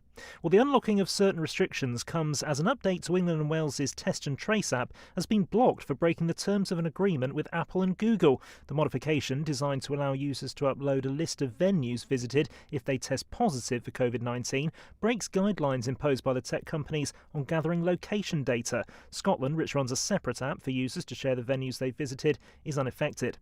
Politicians across the UK are continuing to pay their respects to the Duke of Edinburgh. Members of the Scottish Parliament have been recalled to Holyrood after all campaigning for the country's parliamentary elections was suspended on Friday as a mark of respect. First Minister Nicola Sturgeon began by paying tribute to Prince Philip's military career. During a 2-year spell at Rosyth, he was responsible for escorting merchant vessels on a route known as E-Boat Alley because of the frequency of the attacks from German vessels. For these contributions alone, he, like all of our veterans, is owed a significant debt of gratitude. The House of Commons has also been recalled a day earlier than planned after the Easter break so that MPs can pay their respects. And Homebase has struck a deal with Next to open mini garden centres in 6 of its stores. They'll be in Shoreham, Ipswich, Warrington, Camberley, Bristol and Sheffield. Homebase says staff members will also offer expert gardening advice through the venture. Talk Radio National Weather. Well, a cold and frosty start for much of the UK will give way to a milder afternoon. We will see some rain also in the southwest of England. Highs this afternoon of 11 degrees. Talk Radio. Across the UK, online, on DAB and on your smart speaker. The Independent Republic of Mike Graham on Talk Radio. Welcome back to a special edition of the Independent Republic of Mike Graham right here in London. We are in the shadow of the Shard, although the sun seems to have gone in for a little while. But don't worry, we're going to be here all the way through the afternoon. Ian Collins is going to be taking through after 1 o'clock. We'll be talking to a fascinating list of guests. We've got 2 more fascinating guests coming up very, very shortly. Toby Young from the Free Speech Union, Calvin Robinson, who is, of course, a Conservative commentator. We'll get their view on what today means to the country, because whatever you may think right now, that this is not the way you want to go drinking. You're sitting outside. I haven't even got a coat on. It's not that cold. I've had 2 pints of Breakspears. I'm in pretty good order, and I'm going out for dinner with this guy later, Kevin O'Sullivan. So it's going to be a bit of a long day for us. If you can do it as well, you should. If you can't, just join us and we will vicariously enjoy it for you. 0344 499 1000 is the number. Lots more to talk about. How is it for you? Are you at the hairdressers? Are you at the gym? Have you gone to a shop and actually bought something you can put in a bag and bring home that didn't come in a van? It's marvellous, isn't it? It's absolutely incredible. We are the Independent Republic of Mike Graham with a home of common sense. This is the fastest growing radio station on the planet, except no substitutes. All the rest are complete and utter Rubbish. This is Talk Radio. Mid-morning with Mike Graham. Talk Radio. Time to say welcome to Toby Young, one of the champions of the lockdown scepticism, I think we could say, Toby, and Calvin Robinson, a man who's accused of racism, I think, more often than Tommy Robinson. But quite an incredible situation. And we're not related. Welcome to both of you. Thank you. Toby, you've been a great stalwart during this period. It's been very tough for an awful lot of people, and we've been saying today this is not just about going out and having a drink, it's about saving the economy, isn't it? It is. I mean, I would encourage as many people as possible to get out there, go to the pub, go to restaurants if they can get a table. But it's ridiculous that we're still having to sit outside at pubs, cafes and restaurants. Why can we go into shops, go into gyms, go into hairdressers, but we can't go into pubs? What's the scientific explanation for that? And, The Spectator published a new table today comparing countries according to what percentage of people are infected now compared to how many were infected at their peak. And in the UK, we're at the top of that table in terms of declining infections. 97% decline since our peak in January. 95% of the over 65s have been vaccinated. According to scientists at UCL, we've now achieved herd immunity. Today's the day. Today's the day we've achieved herd immunity. Matt Hancock said when we reached this position, when we vaccinated the most vulnerable, which we now have, we could cry freedom. This isn't freedom. I mean, it's a step in the right direction. It is. But we need to speed up. We need to get pubs. We need to get restaurants open. Do you feel, Toby, I've been banging this drum all morning, in fact for weeks. What worries me about the attitude to pubs, you're quite right, they've been disproportionately demonised in our lockdown mania. And I heard a minister the other day, Paul Scully, saying, well, you see, the elephant in the room is when people drink, when they have alcohol, they start to behave irresponsibly. So what worries me about this is that the policy... That only works, of course, inside the House of Commons. Yeah. They behave terribly irresponsibly at all times in the bars. Absolutely. But the policy towards pubs seems to entail an element of kind of Victorian Puritanism. That alcohol is bad for you, so they're kind of extending their remit in terms of the way people are allowed to drink. Well, I think a lot of the lockdown sentiment is rooted in a kind of puritanical streak, an ugly puritanical streak, which is always there in the British character. It's like Captain Mannering is constantly doing battle with Private Walker. And for the past 12 months, Captain Mannering has been in charge to all of our detriment. I mean, you're quite right. There was a great, very revealing moment when Jonathan Van Tam, earlier this year, I think, at a Downing Street press conference, was talking about the risks of relaxing too much as infections begin to decline and the vaccines are rolled out. And he said, we can't go back to bingo halls just yet. It was like bingo halls. Right. I mean, talk about a Victorian conception of what ordinary people want to do when they're eventually released from their homes. Bingo halls. I mean, it was absolutely typical of that mindset. Yeah. They see themselves as needing to protect the kind of great unwashed from their destructive impulses, whether it's going to pubs or to bingo halls. Yes, because of course they don't know. They don't know what they're doing. I mean, Toby mentioned it, Calvin. The sort of slavish admission that they're doing everything according to the science. It's becoming more and more clear that an awful lot of what they've been doing has got nothing to do with science. Not at all. It's detrimental, isn't it? Yeah. Let's not forget, just over a year ago, before the first lockdown, when you first invited me onto this show, I was a school teacher. And what worries me is all of these young children that have missed out on a year of their education, a year of social development, mental development. They've missed a year of their childhood, essentially, because of this faux science, this pseudo-science that the government is pushing. It makes no sense to me. No. And now that the science is very clear, apparently they're not following it. That's the bit that I find staggering, that, for years they've been saying to us, well, of course, we must depress the virus, we must stop the NHS from becoming overwhelmed. It wasn't. Julie Hartley-Brewer's put out a tweet, which I think she's pinned to her thing. We were saving Christmas, back in November. Then we were saving January. Then we were saving Easter. Now we're saving the summer. Meanwhile, we're sitting outside wearing coats. Drinking beer. Well, some of us are. But, it's when are they going to wake up? Yeah, the great claim that the government have been making all along, that they're just following the science. Our hands are tied. Yeah. We're just doing what we're told by our scientific advisors.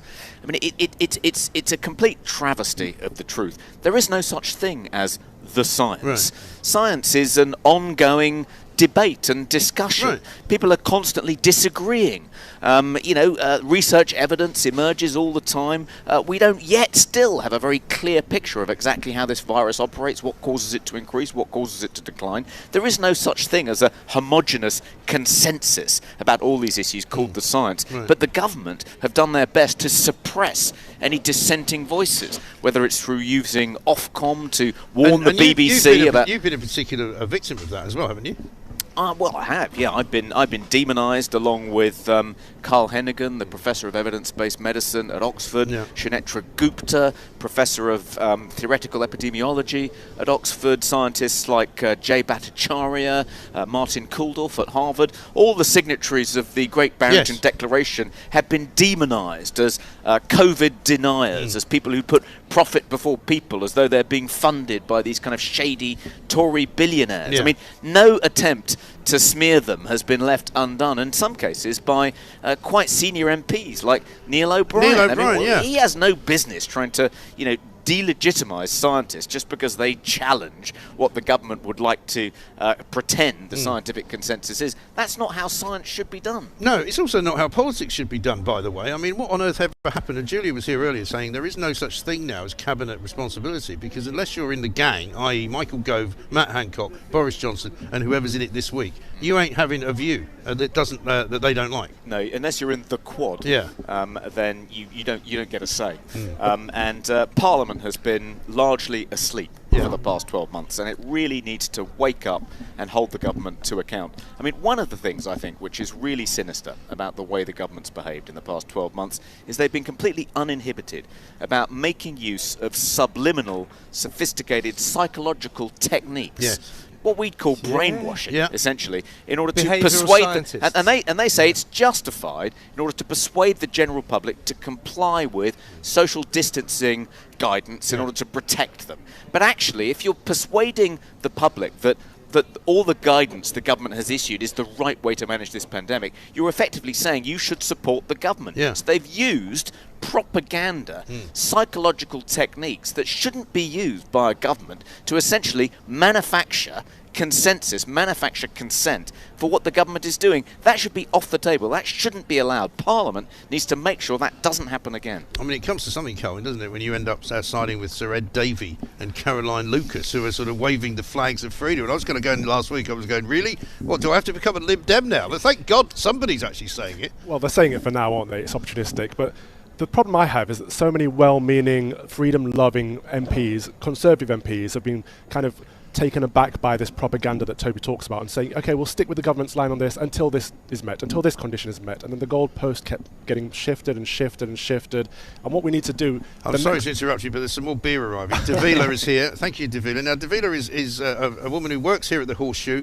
She's from Eastern Europe, Lithuania, I think she's from. This is a woman whose job depends on these places being open, and she's a great example, a shining example of why we're sitting here and why this business needs to be back. Here.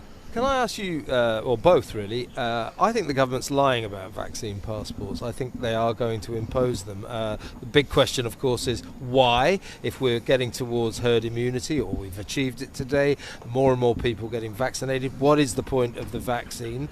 Why would we need vaccine passports if people won't die of this condition? But it seems to me plans are well advanced, and once again this government is not being straight with the population. What do you think? I think you're absolutely right, Kevin.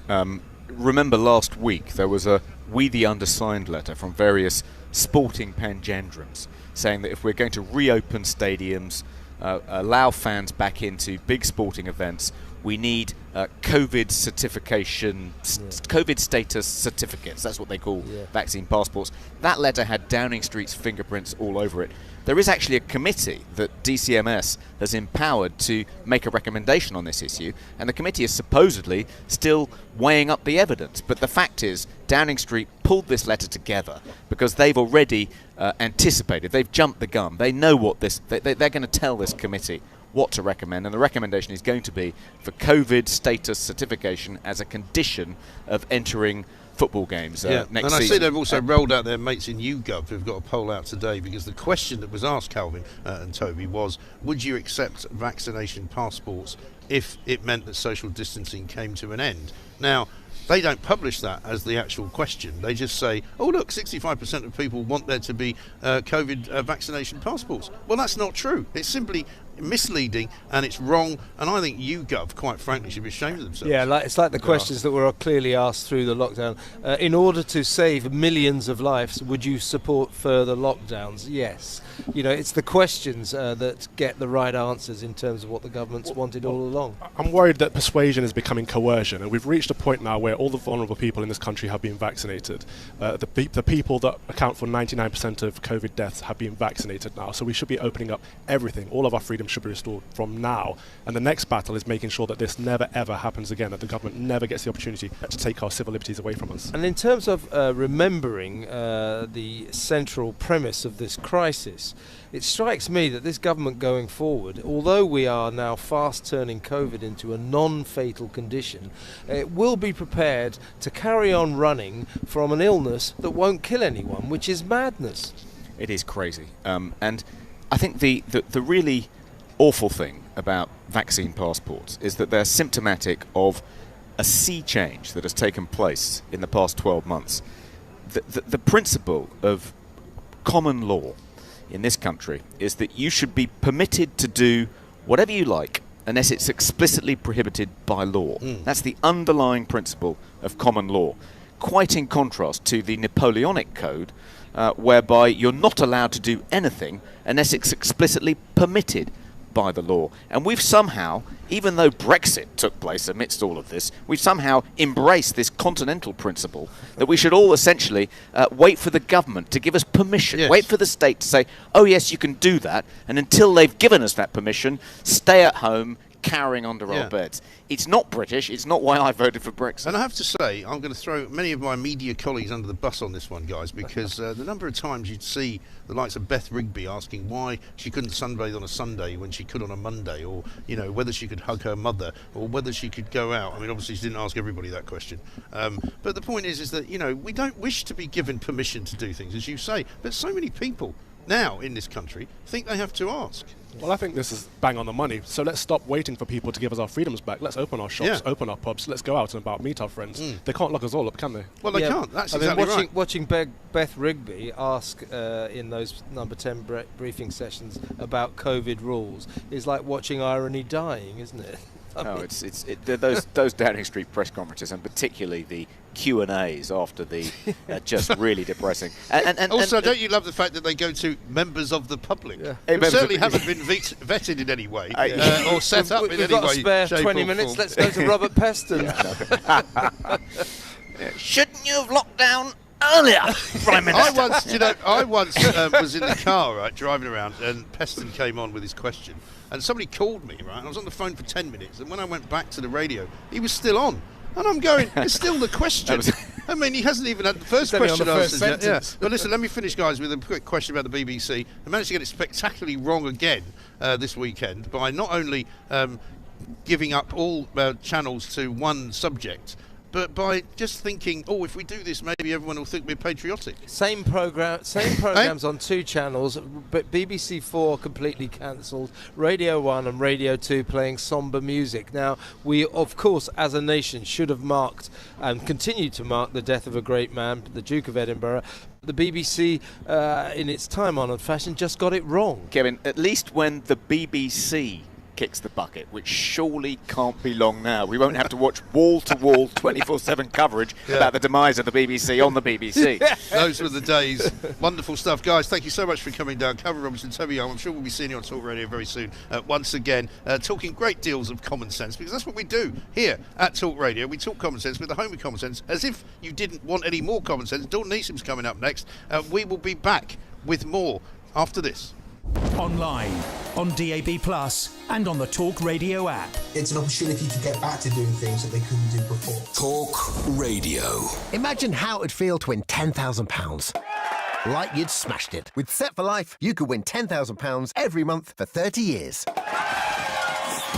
Set for Life from the National Lottery. Your numbers make amazing happen. Play Monday on app, online and in-store. Prize may be capped. Account terms, rules, procedures and game-specific rules apply. Players must be 16 or over. When the world slowed down, you didn't. When others started another box set, you started your first screenplay. When others had lions, You did morning sprints. But now, things are reopening. Go-getters. Time to go get the redesigned Jaguar range with luxurious interiors, updated Pivi infotainment, and electrified powertrain options. Now available for extended test drives. Contact your local Jaguar retailer to book. Specifications vary per model. Terms and conditions apply. The bubbles dance upwards. I drew a line in the condensation that has formed on the frosted glass holding the iridescent nectar. I survey the brilliant white foam like a dusting of snow on a mountain peak. A little overpoured liquid trickles down the glass, Dave? forming a tiny, heavenly lake Dave? on the wooden table. Dave? Huh? It's just a pint. This summer at Specsavers, we want you to see all the amazing sights you've been missing. Book an eye test online today. It's time to invest in the future.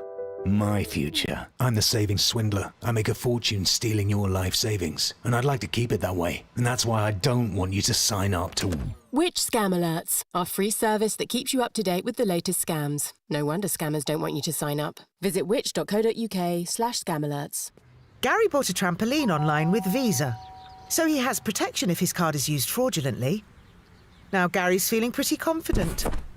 Confident enough to try a slam dunk from his trampoline.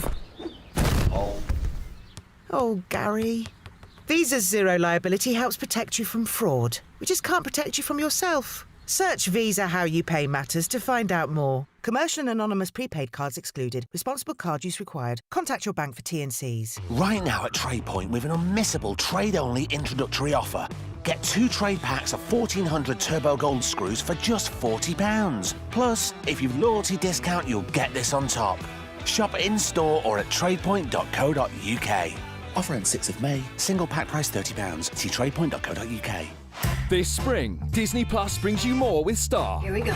More brand new originals like the Oscar-nominated Nomadland. I'm not homeless. I'm just houseless. New shows like Dollface starring Kat Dennings. I'll see you there. And Grownish starring Yara Shahidi. You are so right. Plus series you love like 16 seasons of Grey's Anatomy. You need to calm down. And over 300 episodes of Family Guy. There's more to discover with Star. I'm ready. Only on Disney Plus. 18 plus subscription required. T's and C's apply. Talk Radio. Traffic and travel. On the M60 in Greater Manchester, 2 lanes are closed anti-clockwise after a car overturned between junctions 25 and 24 from Brinnington to Denton Island, causing queues. In Suffolk, the A14 is closed westbound between junctions 49 and 47 near Stowmarket after an accident, with queues from junction 50. In Buckinghamshire, the A5 is closed southbound in Milton Keynes after a lorry caught fire. And on the M25 in Surrey, 2 out of 4 lanes are blocked by an accident clockwise just before junction 6 at Godstone, causing 4 miles of queues. That's the latest. I'm Russell Holding. Barnaby Legal have been inundated with new clients since they won a massive High Court case last month. We just don't have enough skilled staff to get through all this work. It's time to hire. I need Indeed. Indeed you do. Indeed delivers quality candidates so you can focus on hiring the person you need to help your business grow. If you're ready for Indeed to help your business get back to hiring, simply visit Indeed.com/try today. That's Indeed.com/try today. Mid-morning with Mike Graham. Talk Radio. The Independent Republic of Mike Graham on Talk Radio.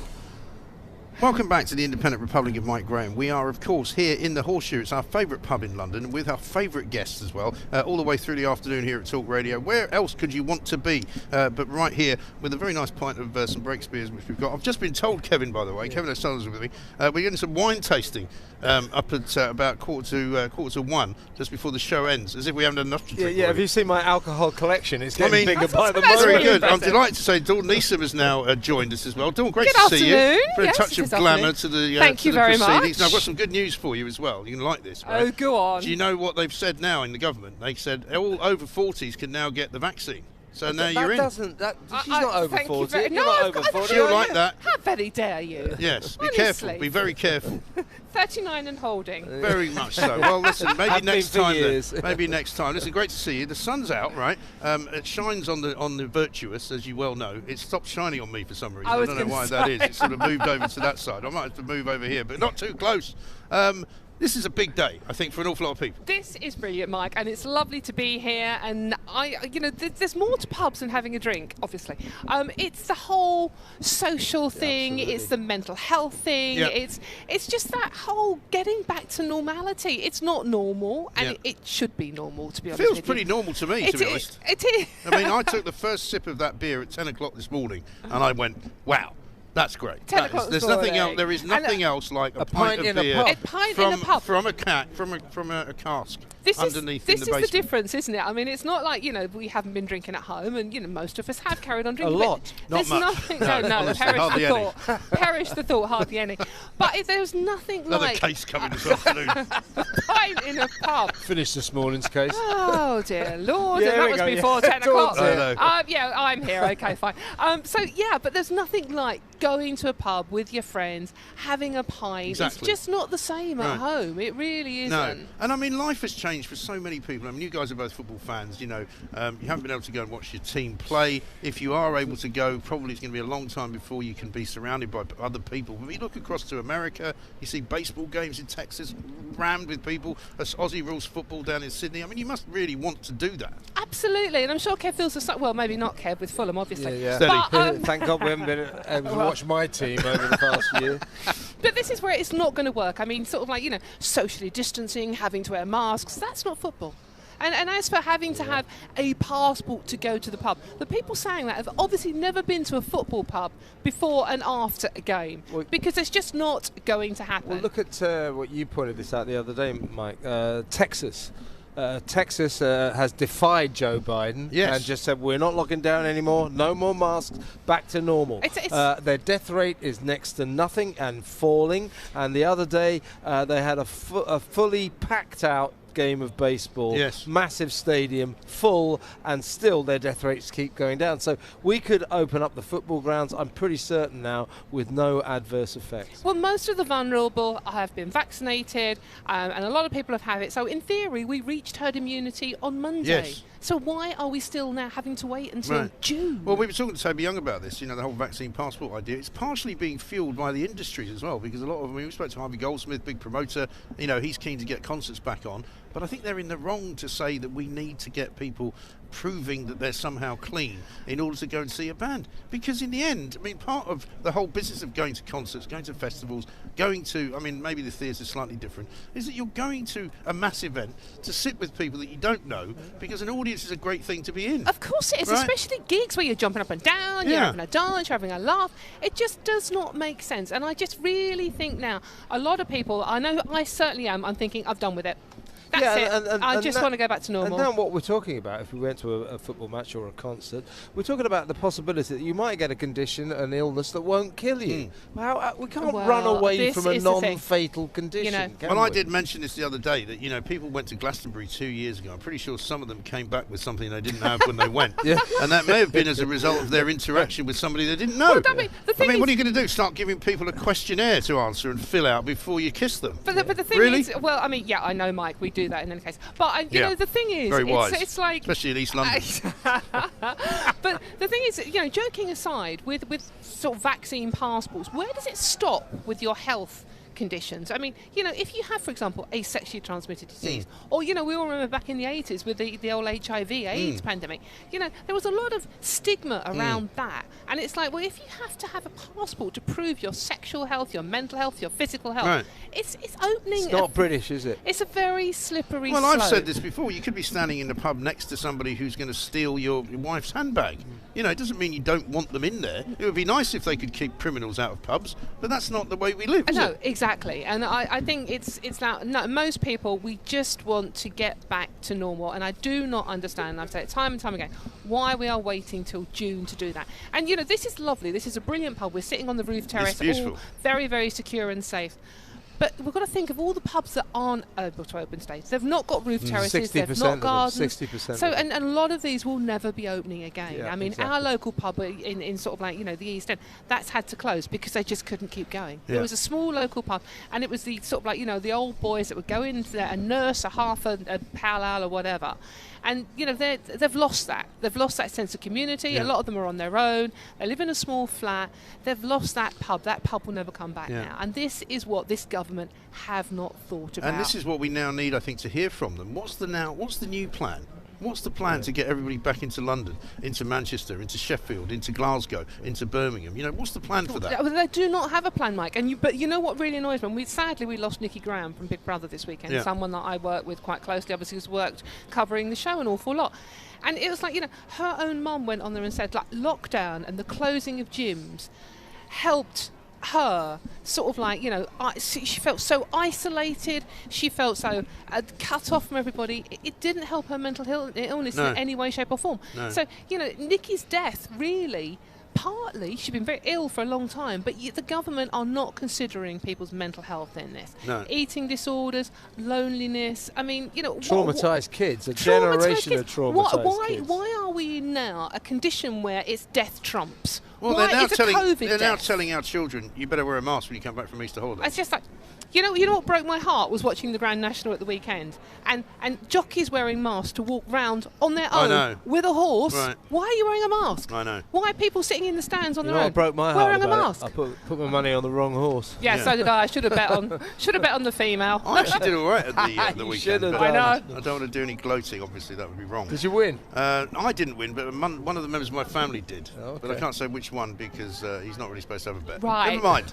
He's not the one that's here, though. That's not true. Ian Collins has just arrived as well. As if you couldn't get any more star-studded out here on the balcony of the Horseshoe. My cup There's runner thunder. Smoke rising from the kitchen there. They're producing some Scotch eggs, some substantial meals. It's all going to be great fun. Let's get some news headlines coming up very shortly. This is Talk Radio. Talk Radio. Half-hour headlines. I'm Sophia Franklin. The Duke of Edinburgh and the Queen have been described as a true partnership by Scotland's First Minister. Parliaments across the UK have been recalled so MPs can pay tribute to Prince Philip, who died on Friday at the age of 99. Nicola Sturgeon said the Duke loved her country from a very early age and foresaw one of the major problems we face today. He took a particular interest in industry and science, and he was far-sighted in his early support for conservation. Indeed, as far back as 1969, in a speech here in Edinburgh, he warned of the risks of virtually indestructible plastics. As thousands of pubs in England serve customers again, the British Beer and Pub Association says many are hanging on by their fingernails. An easing of restrictions has allowed pubs and restaurants to operate outdoors. The BBPA Chief Executive Emma McClarkin says pubs that take advantage of that will still be making a loss until the 21st of June, when it's hoped restrictions are lifted entirely. We have invested over 500 million in making our venues COVID secure. We really need the government to stand by us now and work with us to help the public feel confident about coming back to hospitality. But please, if your local is open today, do go out and support them. They'll really need your help. Meanwhile, in Wales, close contact services such as hairdressers and non-essential shops are back to business today. And in Northern Ireland, the number of people who can meet outdoors in a garden has increased from 6 to 10. And an update to England and Wales Test and Trace app has been blocked for breaking the terms of an agreement with Apple and Google. The modification, designed to allow users to upload a list of venues visited if they test positive for COVID-19, breaks guidelines imposed by the tech companies on gathering location data. Scotland's app, which is separate, is unaffected. And the weather, a largely dry afternoon with rain and snow clearing in the southeast, some sunny spells before a dry night tonight. Ian Collins, weekday afternoons from 1 on Talk Radio. Was it worth having a protest at all, bearing in mind we're coming out of this thing? With up-to-the-minute breaking news, expert guidance and non-stop conversation. That is the point when you can look back and say, now we can begin easing the lockdown because we have a vaccine. Ian Collins. Weekday afternoons from 1 on Talk Radio. Mid-morning with Mike Graham. Talk Radio. The Independent Republic of Mike Graham on Talk Radio. a long day for you, Kevin. Welcome back to the Independent Republic of Mike Graham. Things are starting to get a little bit out of hand now. Ali Ross has just arrived, so shouting over the microphones. Dawn Neeson's still here. I've got a text from somebody, Jim, who both of you guys know, who said, to be fair, Mike, you shouldn't really be in the pub with your wife's handbag, but that's not the point, is it? That wasn't the point of the anecdote. Ali, welcome to the greatest day so far this year. We're going to open a pub, and it's not really officially open, it's hospitality, until we do it. So Kevin O'Sullivan and I have done it officially since 10 o'clock this morning. What do you make of it all so far? It's beautiful. Isn't it? Nice to be here at the home of common sense. It is. And also, for you, this is like a warm summer's day, isn't it? Coming from Scotland. Let's not start. He's already called me a tightwad. I did not. I just said that. Listen, I'm also Scottish, by the way. The Graham clan is one of the 10 most important clans. We've got our own tartan and everything. Very proud of you. You wear it well. Thank you very much On your indeed. fourth pint of the day. It is. It's not bad, is it? And we're getting some wine in as well for 1:45. Apparently, a bit more wine tasting. So stick with us. Now, you're the man to ask about the BBC. How badly did they get it wrong at the weekend on Prince Philip? Friday night in particular. Yeah, this is a network that doesn't know its own mind. Right. It's desperately thinking, what should we do here? Yeah. I think this is the accepted thing. None of it's natural. It doesn't come from the heart. So they go completely over the top with it, and it's on every channel, which is not. And then they cancelled required BBC 4 altogether. I went on there to see if there was some sort of dark noir that was on from Norway or somewhere, and it was. Oh, sorry, we're not broadcasting anything. And here's the thing: I almost hugged the rugby league when it arrived. That's saying something. Here's the thing about the BBC: what it really hates, and which is why I always call them this, is to be called the state broadcaster. What they proved over the weekend is they are very much the state broadcaster, because what they imposed on this nation. What a state they're in. Yeah, but what they imposed on this nation was 2 channels, BBC One and BBC Two, showing exactly the same programmes at exactly the same times. They cancelled BBC 4. Radio 1 and Radio 2 played sombre music. So what the state broadcaster did over this weekend was to impose on the citizens of this country grief. But don't you think, Kev, that they would have been damned if they didn't, damned if they didn't? Well, they could have done it on one channel. Oh, no, I agree. Why shut down BBC 4? No, I agree over every single channel. But, I mean, if they hadn't have done as much as they did, they would have been really taken to task. I mean, Gogglebox was the most watched programme, we know. Most people were watching that. And by the end of the day, you wanted some light relief. No matter what you thought of the Royal Family, you wanted that light relief. What about Kevin's show on Talkradio was more watched than the BBC? Who bet? Has he come to that? But, they managed to shut down BBC 3, but it's still going. I don't know how that works. But anyway, I'm going to interrupt you for a second because we've got a surprise guest, I think, on the phones who's rung in from foreign parts. Who is that? Hello, how are you? It's my daughter, it's Emma Graham. Oh, hello, calling in from Dubai, which has been open for quite some time. How's it going, darling? We have. I'm calling from the future, and I'm just so excited to see you all in a pub and outside. Well, yeah, the future of pubs and bars being open for nearly a year now. We kind of did a very strict lockdown, as you guys know, and then they opened everything. And then we had all you UK tourists come in and ruin everything for us. And then slowly we're getting back to normal here in Dubai. But I'm so happy for you guys being at a pub. Yeah, well, listen, you know the pub, you've been here. So, it's a very great shame you're not here. But hopefully you'll be able to... When are you going to be able to fly here, for heaven's sake? That's a very good question. I'm lobbying Emirates about it every day, and they say they're in talks with the government, which I'm hoping they're progressing. I know that they're lobbying them hard. I really miss you, and I'm so happy that you guys are there. And Kevin, it's great to see you. Great to hear you as well. I'm like Emma. the Queen. I never cry in public. But you're very sweet, darling. Listen, I'm raising a glass to you right now. Have a wonderful time. Emma. And we'll see you soon. Thank you so much for calling in.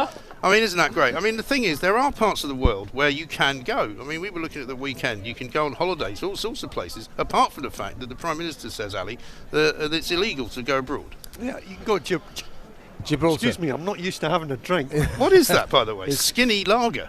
No, that is gluten-free beer. What? I am a celiac. Are you?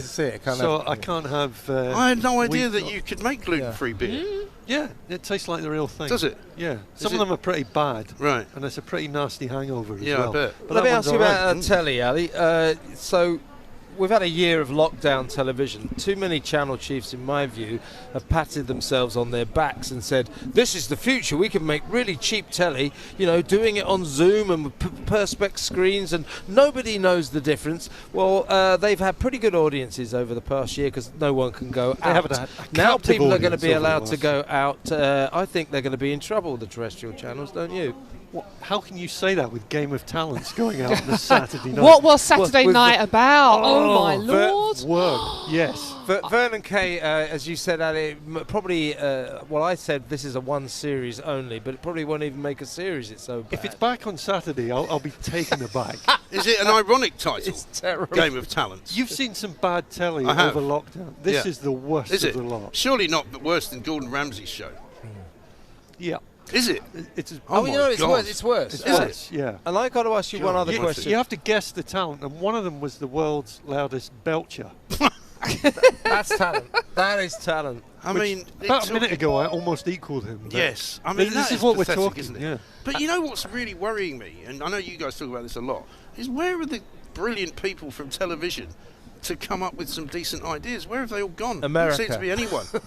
But there's no decent ideas out there. They don't know their audience. No, do it's, they? it's just variations of the same. So what you're basically getting was variations of The Masked Singer. Right. So it was The Unmasked Singer. Right. But- And I mean, I wasn't both keen on the BBC Masked Singer, to and be honest. the ITV channel as Well, well. this was the thing. You tried turning over on Saturday night, and it's like, oh my god, that's even worse. What was there? There was nothing to watch, was there? And what about I Can See Your Face, the extraordinary talent show where a bunch of celebrities decide who's going to be a great singer, not when they sing, but because of what they look like. But what I thought about this was that one of the judges was Jimmy Carr, and I thought, I can see your chin, and it's twice the size of what it used to be. What's Has he going not had on it- with that he's had a- guy's face? He's had a hair transplant as well, hasn't he? Yeah, his face. And is, his teeth. What's going on? And That's he what sat there happens. making jokes about cosmetic surgery and Amanda Holden for the evening. Well, what is going on with his face?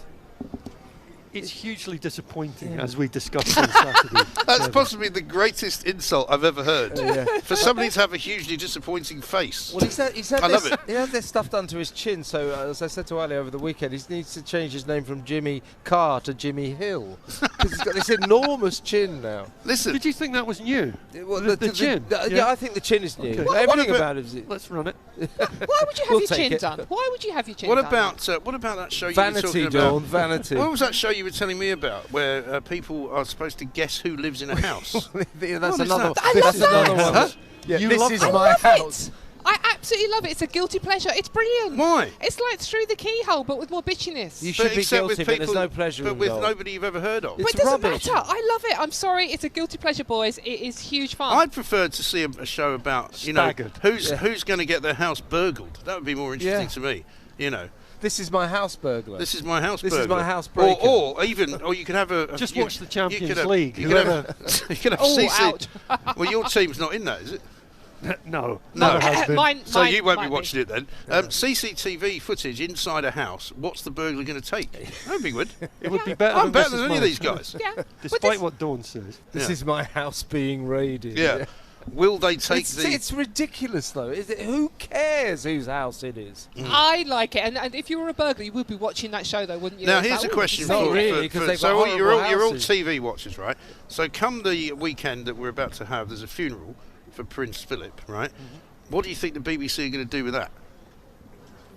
They'll give it to Hugh Edwards and be very sombre and respectful. They'll But will probably they do keep it well. but will they keep BBC 4 open for something else? They will, I think. Yeah, I think they've learned a lesson. Yeah. Hugh Edwards will be just passing the McDonald's building there, built, of course, in 1910 for and on Or and they on could and- get Kevin O'Sullivan to do it. Yeah, and yeah, it I would could be do it better seamless. than him, that's for sure. From his fact sheet, he's dreadful at those events. He's almost as bad as he is at reading the news. But you're not going to be watching it then on Saturday. He's well worth No. 900,000 a year, though, isn't he? Or something like that. Well, whatever I it is won't that be he gets. watching I'm it. going to. I'm Are going you? to watch. Yes, I am. Yeah, well, Okay. it's part of history. Yeah.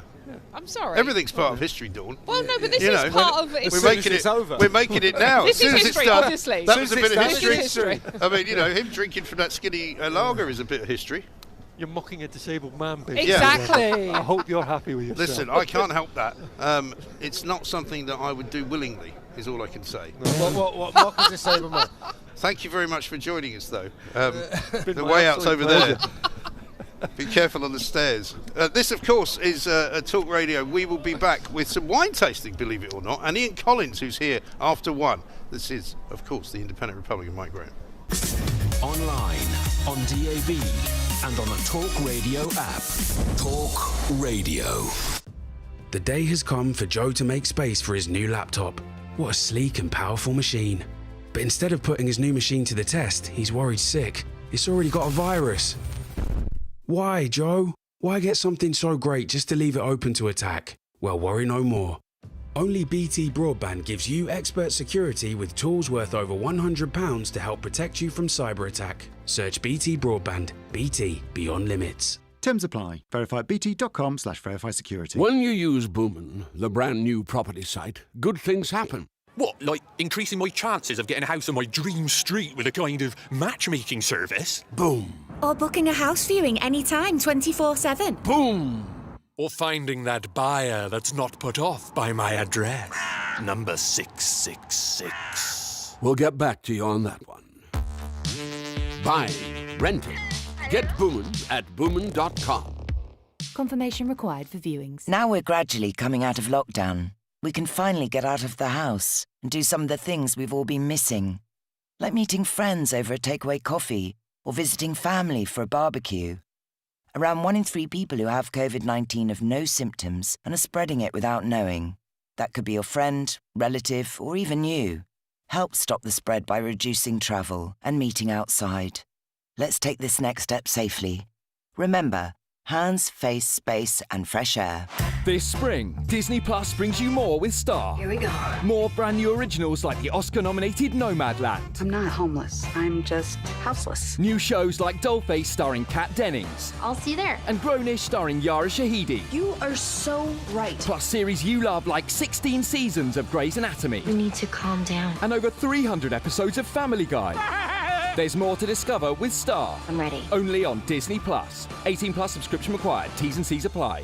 Saw my neighbour's lad the other day, and he said, "Hey, I passed my test, I'm gonna get a car." And I said, "What type?" And he said, "Well, you know, can't be too picky." And I said, "Oh yes you can, you need Cinch." And he said, "What's Cinch?" Cinch lets you buy a quality check used car online. No haggling, with delivery included and a 14-day money-back guarantee. And he said, "Sounds like I'm in the driving seat now." And I said, "Oi, that's my line, cheeky. You're in the driving seat now, Britain. Cinch, cars without the faff. UK mainland delivery only, T's and C's apply." Minions, did you know Sky Broadband Superfast guarantees your speed? No, Stuart, it doesn't guarantee you'll win the game. Or that your video will go viral. Or that you'll match with the love of your life. But Sky Broadband Superfast does guarantee the speed we promised or money back. So reliable, it's minion-proof. Sky, believe in better. Sky Fibre areas only. Speed measured to hub must drop below min download speed for 3 consecutive days. 1 month subscription refund. Claim up to twice in min term after first fortnight. See sky.com. Talk Radio. Traffic and travel. On the M25 in Surrey, 2 out of 4 lanes are blocked by an accident clockwise just before junction 6 at Godstone, causing roughly 4 miles of queues. In Hampshire, the A339 is blocked southbound by an accident on Ringway East in Basingstoke, causing queues off the A33. In Hertfordshire, the A411 is blocked for an investigation on Exchange Road in the Watford one-way system. And in Buckinghamshire, the A5 is closed southbound between the Caldicot roundabout and the McDonald's roundabout in Milton Keynes after a lorry caught fire. I'm Russell Holding. Granby Finance took such great care of their staff pensions, word got round to businesses nearby. I can't give all those people my full attention. I need backup. It's time to hire. I need Indeed. Indeed you do. Indeed delivers quality candidates so you can focus on hiring the person you need to help your business grow. If you're ready for Indeed to help your business get back to hiring, simply visit Indeed.com/try today. That's Indeed.com/try today. Talk Radio. Your trusted 24-hour resource for breaking news, essential information and non-stop conversation. The majority of transmission is in younger age groups. Unparalleled radio for unprecedented times. If the EU were to block all exports, that could push us back all the way into the end of August. Online, on DAB+, and on the Talk Radio app. Talk Radio. Mid-morning with Mike Graham. Talk Radio. The Independent Republic of Mike Graham on Talk Radio. Well, I don't know when the time's gone, to be honest. The show's nearly over. And this is what happens when you go to the pub. You know, we got here at 10. Imagine this was 10 o'clock at night, and then we go, last orders. You know, it's 10 to 1. You got to get out. Why?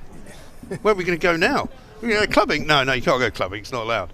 I'm with Kevin O'Sullivan. What better way to end the show, Kevin, by having something to drink? Amazing, yeah. Because, I've got a big collection here. Now we've got more to come. Listen, we've got a lot of glasses there. I don't want anyone to get the wrong idea. But they're not very good at maths here in the old technical department at Talk Radio. There's two of us, and there's one of him, and he is Nick Jameson from Majestic Wines. Welcome, Nick. Thank you very much. Happy open day to you. You must be quite... you've probably been doing all right in the lockdown, selling lots of wines for people to drink at home, but it must be good news for you as well that we're opening up. Absolutely. I mean, it's been a bit of a mixed bag, really, because obviously our retail side of the business is carried on functioning. Yeah. But on an on-trade hospitality, then obviously that just fell through a hole. And how much... Did Majestic... I think Majestic had this great idea where they started sort of dealing locally with local people. You could just ring up, and you became very much a sort of door-to-door business. It went back to basics, yeah? I mean, in terms of our commercial on-trade side of the business, then we supply businesses from our network of 200-plus retail warehouses. So we have that national but local reach. And a lot of people were very happy to be able to do that because they couldn't get into their supermarkets at the beginning of the lockdown. They couldn't get anywhere. So if they could get something delivered, that was brilliant. Listen, we haven't got a great deal of time, Nick, so let's get stuck in. You've got 3 wines for us to taste. Yeah. What are you going to kick off with? I'm going to kick off with a Prosecco Rosé. Okay. Which we ready to go straight away? We are. Just go with it. Yeah, go with it. Just try not to fire the cork into Kevin's eye. You know, because we're not insured for this show. But don't worry. So this is something that's quite new to the market. And I think Kevin should taste this one. Taste this one first. I think we're all going to have a little sample. Well, we should all do that, yeah. But Kevin's a great connoisseur of the sparkling variety. So, Rosé Prosecco isn't something that's been on the market for a great length of time. It just came around last year, and it's nice, isn't it? It's going to be very popular this summer. Very smooth, very nice. What do you think? It's, you know what, it's nice. It's more effervescent than a normal Prosecco, because quite a lot of Prosecco that I taste now is, I don't want to say it's flat, but it's not quite as bubbly as champagne. This one's almost champagne-like. Yeah, it's got that extra sort of a complexity to it. It's nice and dry as well. It's something that is going to be going in big, very much on trend. I think rosé style. I'm a big fan of rosé wine anyway, so if it's a rosé with sparkle in it, that's even better. Well, next time you're here, you can have a glass. And this is $9.99. Well, if you were to buy this in our retail shops, it would roughly retail at around about that price point. Okay. But the Horseshoe also have it on their wine list here. Do they? Oh, great! So we can drink it all afternoon. Good to know. Before dinner. Right. Next up is a Pig Pool, one of my favourite wines. Good. Which has become quite popular, I would say, relatively recently, right? Last couple of years? Yeah, Pig Pool has been growing in off-trade sales for probably 5+ years now. And it jumped into the trade again in the last 3 or so years. And it's a product... Are you a fan of Pig Pool? Very much so. Yeah. I think it's really nice and refreshing. Exactly. Sort of fruity. It goes very well with seafood. Yeah. You've got those lots of lovely sort of green apple and lovely. sort of nutty finish to the wine as well. This one is also less. Sometimes it can be kind of sour. This one not so much. No, not too sour. No, this is quite gentle on the palate, isn't it? Yeah. They delicious. A slight technical aspect. They do something called lee stirring to the wine, which gives it that extra kind of a body and complexity to the flavour. Very nice. Very, very good indeed. That's one of my favourite Pig Pools ever. I like it. Now, a couple more minutes to go, so we're on to now Pinot Noir. Pinot Noir, right, which, here we go. You know what, is my new discovery is Pinot Noir. I just got a case of it from all sorts of different parts of the world. And one of the places that I didn't know that would make such great Pinot Noir is Germany. Yeah. Some German stuff is fantastic. I don't know where this one's from. Superb stuff. Well, this is from somewhere very up and coming, and that's Romania. Oh, yes. Eastern European wines have gone up in huge popularity in the last year or two. Right. Because the quality now is right up there with the likes of France and Spain. Yeah. But they have great value for money for the wines. Very good. So again, that is not good. The thing I like about Pinot Noir is it's not too heavy, because I'm kind of moving away from the heavier. Yeah. And I've just noticed that's an amazing price, £6.99. It is. That's a good price. So these are all products that you can find in our retail stores, but we also have these are exclusive products for our hospitality clients as well. Very good. Well, here's to Prince Philip again. Here he is, yeah, absolutely. It's going to be a big week in this country for all sorts of reasons. Kevin, I want to thank you for sitting here with me. Well, thank you for letting me It come. wasn't anywhere near as cold as we thought it was going to be. Oh, that's been brilliant. Thank you to Nick Jameson for popping in with my some lovely pleasure. wines, majestic wines. We'll be putting them out there so you'll know where to get them all. Coming up next for your delectation, the best dressed man here, Ian Collins, looking very sharp. Second best. Can I just say second best? Who's the first, Kev? Denny Morris, the boss. Yeah, absolutely. Absolutely. God, he's got no shame, has he? How many glasses can two people get on one table? That's the question. Well, Kevin seems to have about 4 drinks 6. in front of him. I think he's involved in some experiment. I'm not quite sure what it How is much yet. alcohol can one man drink in 3 hours? In 3 hours, yes. Well, you did it brilliantly. This is looking fantastic. Isn't it great? I love the blossom. It's like a new beginning. I thought Monty Don was going to pitch up at one point. Look at that. He's not been a fan since. He's too busy getting wiped off the BBC by wipeout coverage of Prince Philip. He's not been a fan since we put him on Plank of the Week, I'm afraid. So, was he on there? He was, yeah, for declaring mowing the lawn to be a male preserve that needed to end. Is that right? He did, yeah. Right. I didn't know that. I retract everything I thought of Monty Get Don. the women to do it. It's all right by me. The man's nothing to me anymore. Yeah. Now, so you're here. You might want to move over there actually, because the sun's not here anymore. It's where you are. So where? So you started off suited and booted. With I started off with a coat on and everything. everything. Yeah. And now I'm absolutely fine. I sent Kev a text during the show saying, "How cold is it?" Yeah, he said it's not too bad. Yeah, tolerable. Tolerable. Yeah, it's nice.